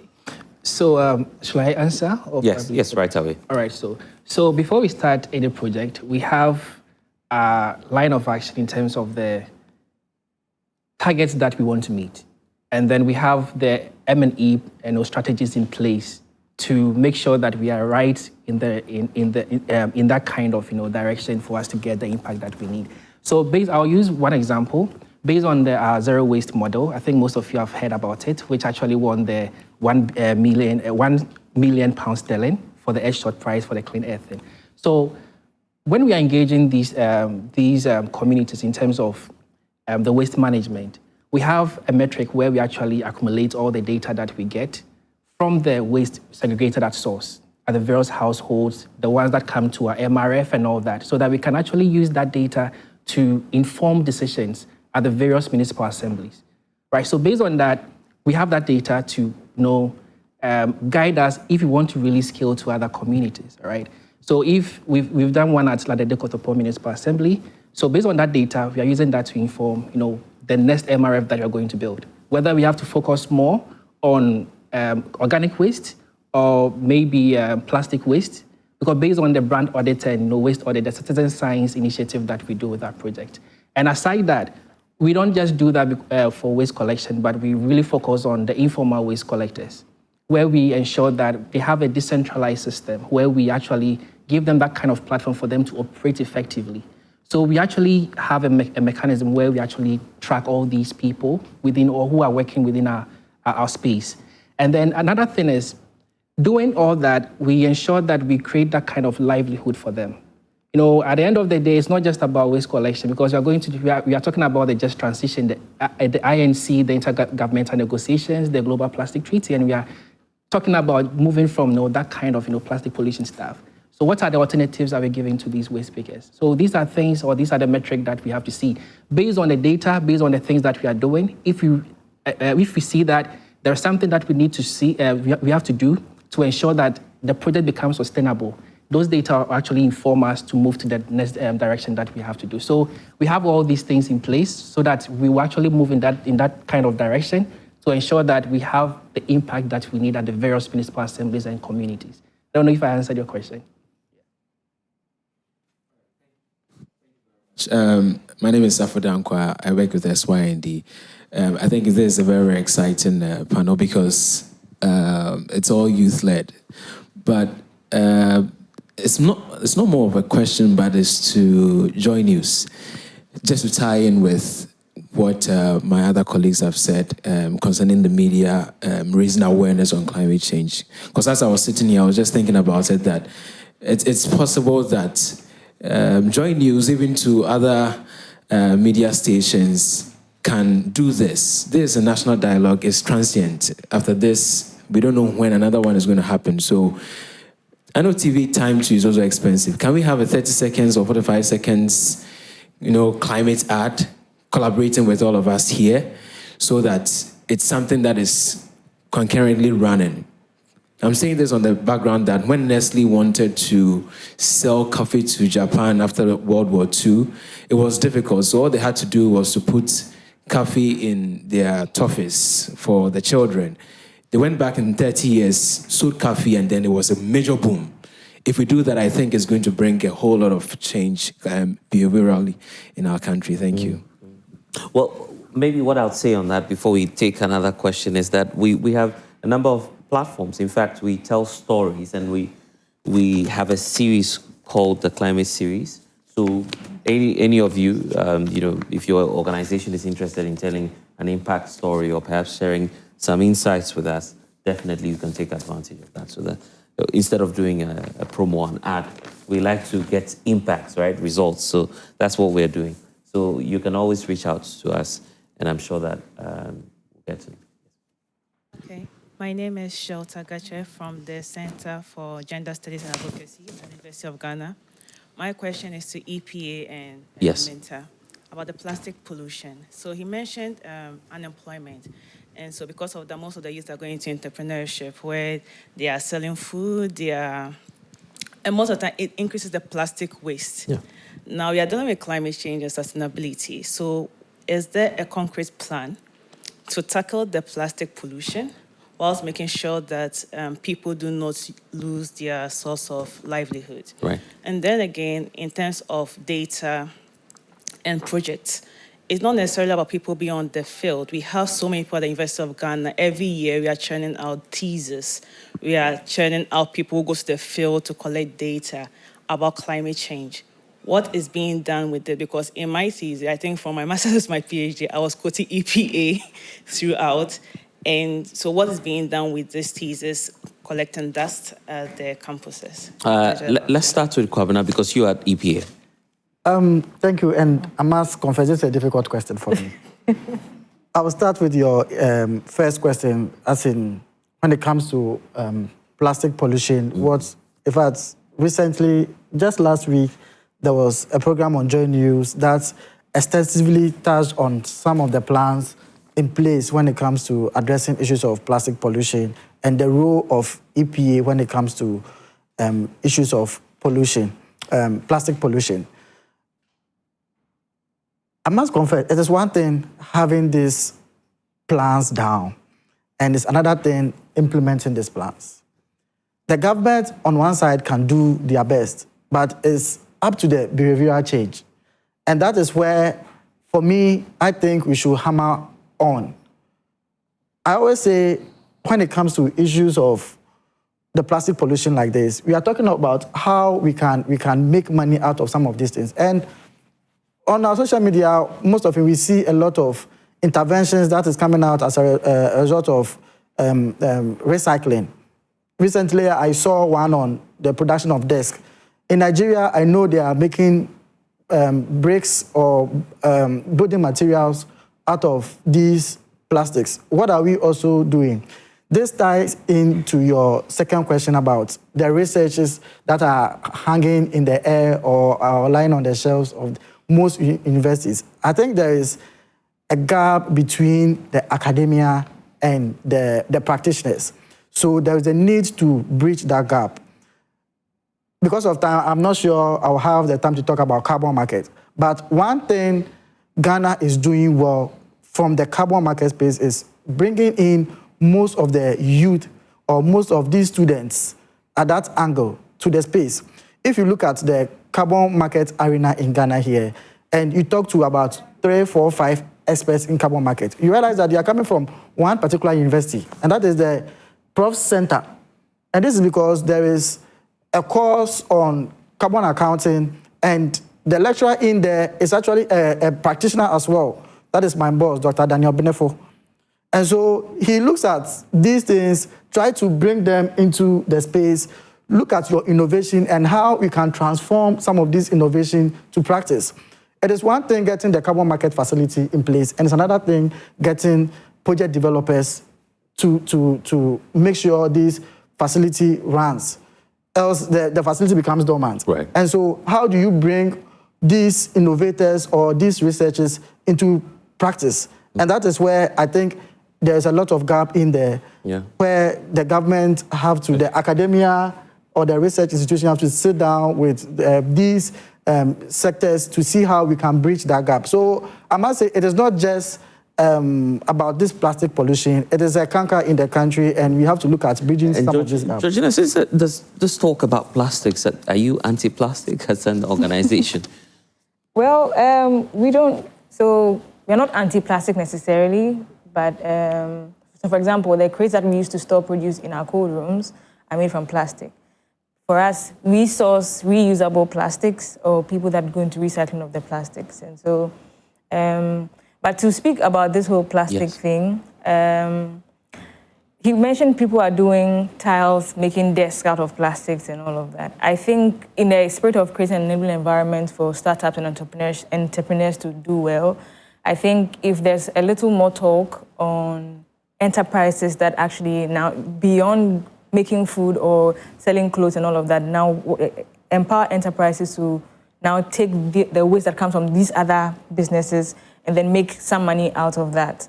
And speaking about research as well, if you do some research on plastics pollution, I'm thinking that in academia, for example, every thesis is a lot to ask from a student. Yeah. But every thesis or every research can target, say, a company or an innovation, an enterprise that is doing something in innovation, and then kind of link the suggestions from their research or the thought from directly to this existing startup.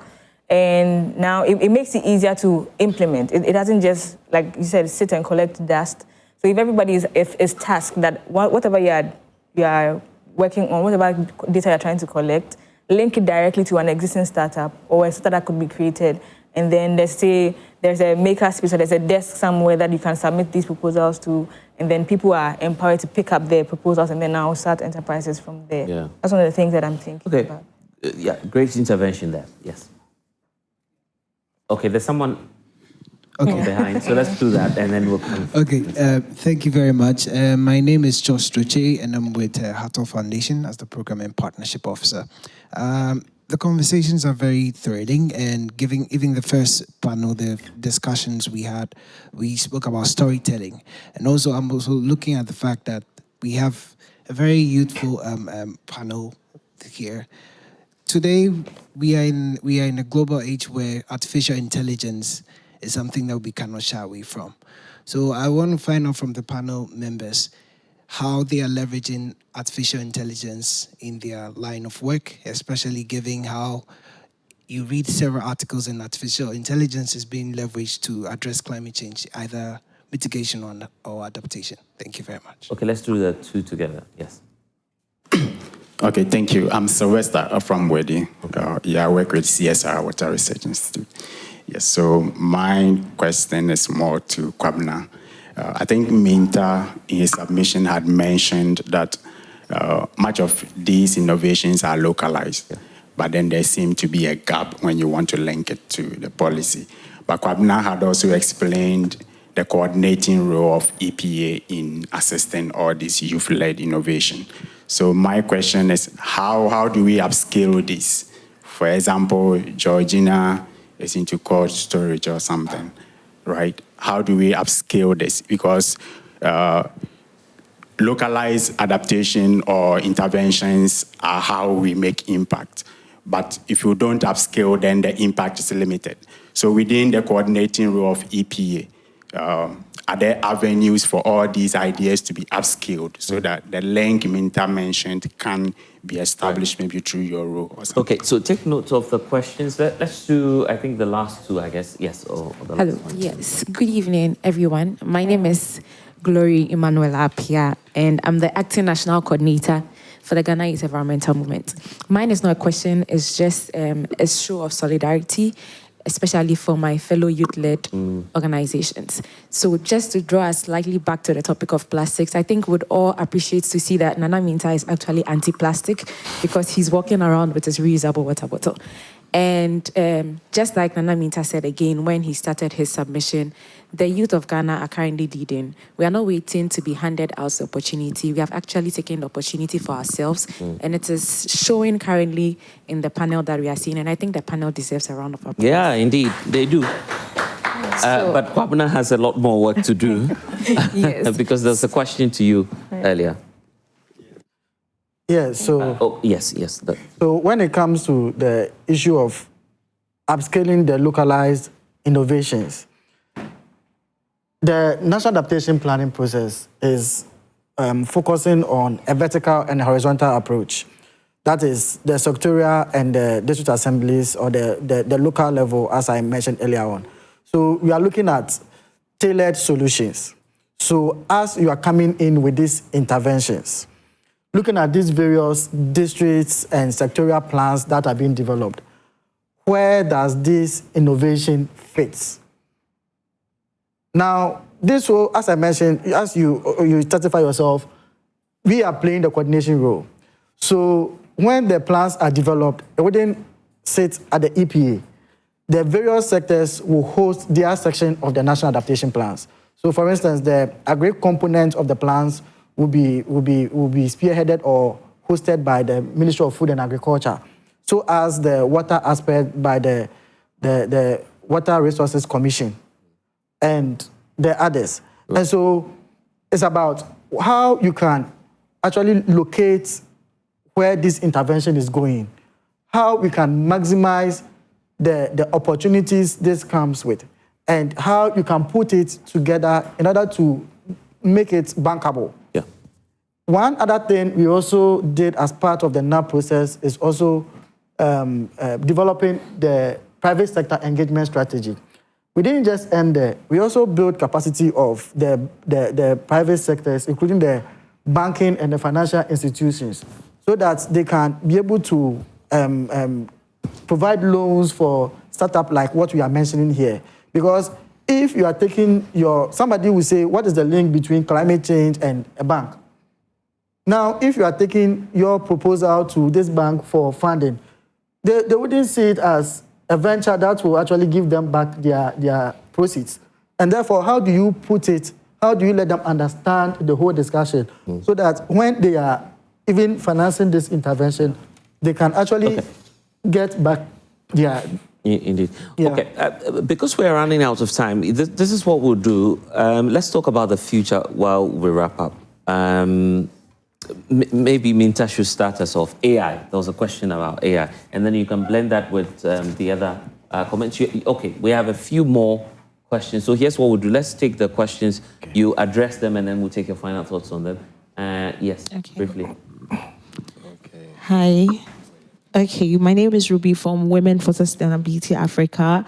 Concerning plastic pollution collection, I'm very curious why women dominate that space. Is there a data that, because you deal a lot with plastic waste, why is it that there are a lot of women dominating that collection process?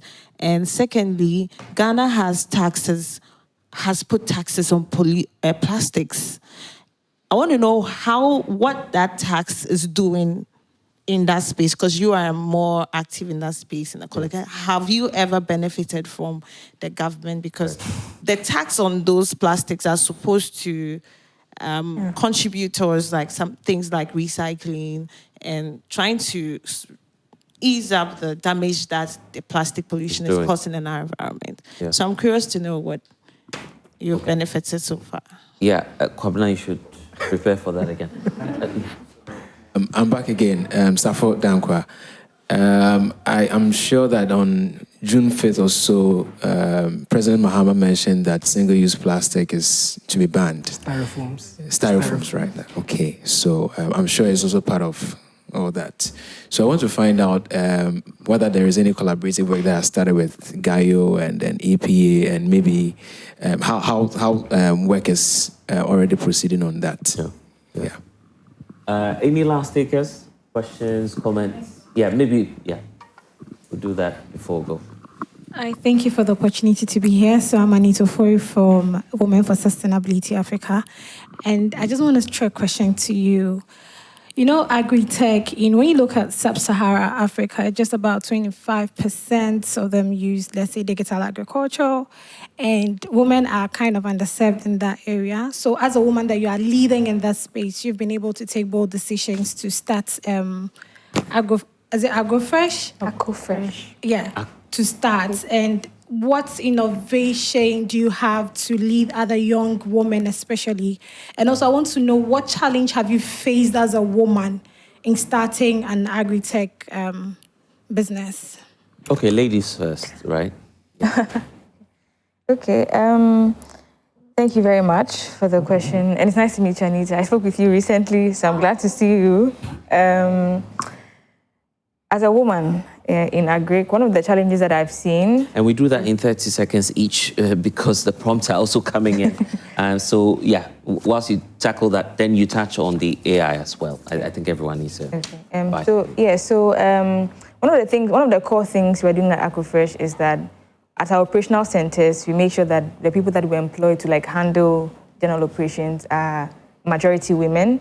And so for the first center that we have in Akumadan, for example, which is in the Ashanti region, getting close to the Ahafo region, we have 2 women and then only 1 man as the storage manager, as a facility manager. And so we're trying to, as much as possible, create the equal or leveling ground for women to participate in agriculture. And I think by leveraging platforms like these, we're making people know that women can go into agri. Right. And you can take advantage, and then you can, and thankfully now there's a lot of funding opportunities also for women to start businesses or agri-focused things, and so we're making it known to people. And for challenges, maybe it's a very cliche challenge, but generally, men, you have a conversation with men, and they don't expect you to be the one behind the name of the business, right? So you're trying to maybe negotiate something, and then they say, let me speak to your partner who is a male instead. And this is, it will sound like it's not true, but these are things that actually happen. And so you just give up and go and speak to him, and then but at least today, we're getting to learn that you are the face of the brand. Well, so the face of the brand, because we are running out of time, this is what we'll do. We have to wrap up. I don't know how I'm going to share this time. Maybe 30 seconds for you each. Okay, unfortunately, we can't do that. So we'll have to call it a night. But what an insightful moment it has been. Grateful to all of you who've joined us back at home and here in studio. Grateful to Isaac Obnadan, Assistant Programs Officer, Climate Change Unit, EPA. Fatia Zakaria, Advocacy and Engagement Officer, YEFL Ghana. Nana Minta Asiedu, Chief of Staff, Green Africa Youth Organization. And Georgina Boama, CEO and co-founder of... yes, you as well. COO. Okay. Okay. You do so much. Yes. You're a big woman of Aku Fresh. So thank you. Thank you all for joining us. And it's been a pleasant evening knowing that many of you are indeed joining the action. This has been the Joy News National Dialogue on Coordinating Climate Action. And we're grateful to those who made it happen. We're grateful to Climate and Development Knowledge Network. We're grateful to the Office of the Minister of State in charge of climate change and sustainability, and also grateful to the University of Ghana Center for Climate Change and Sustainability. I am Blessed Suga. And if you need more stories, more insights, perhaps a playback as well on the conversation, you can get that online at myjoyonline.com. It will also be on all of our socials. We'll call it a night, and we'll see you again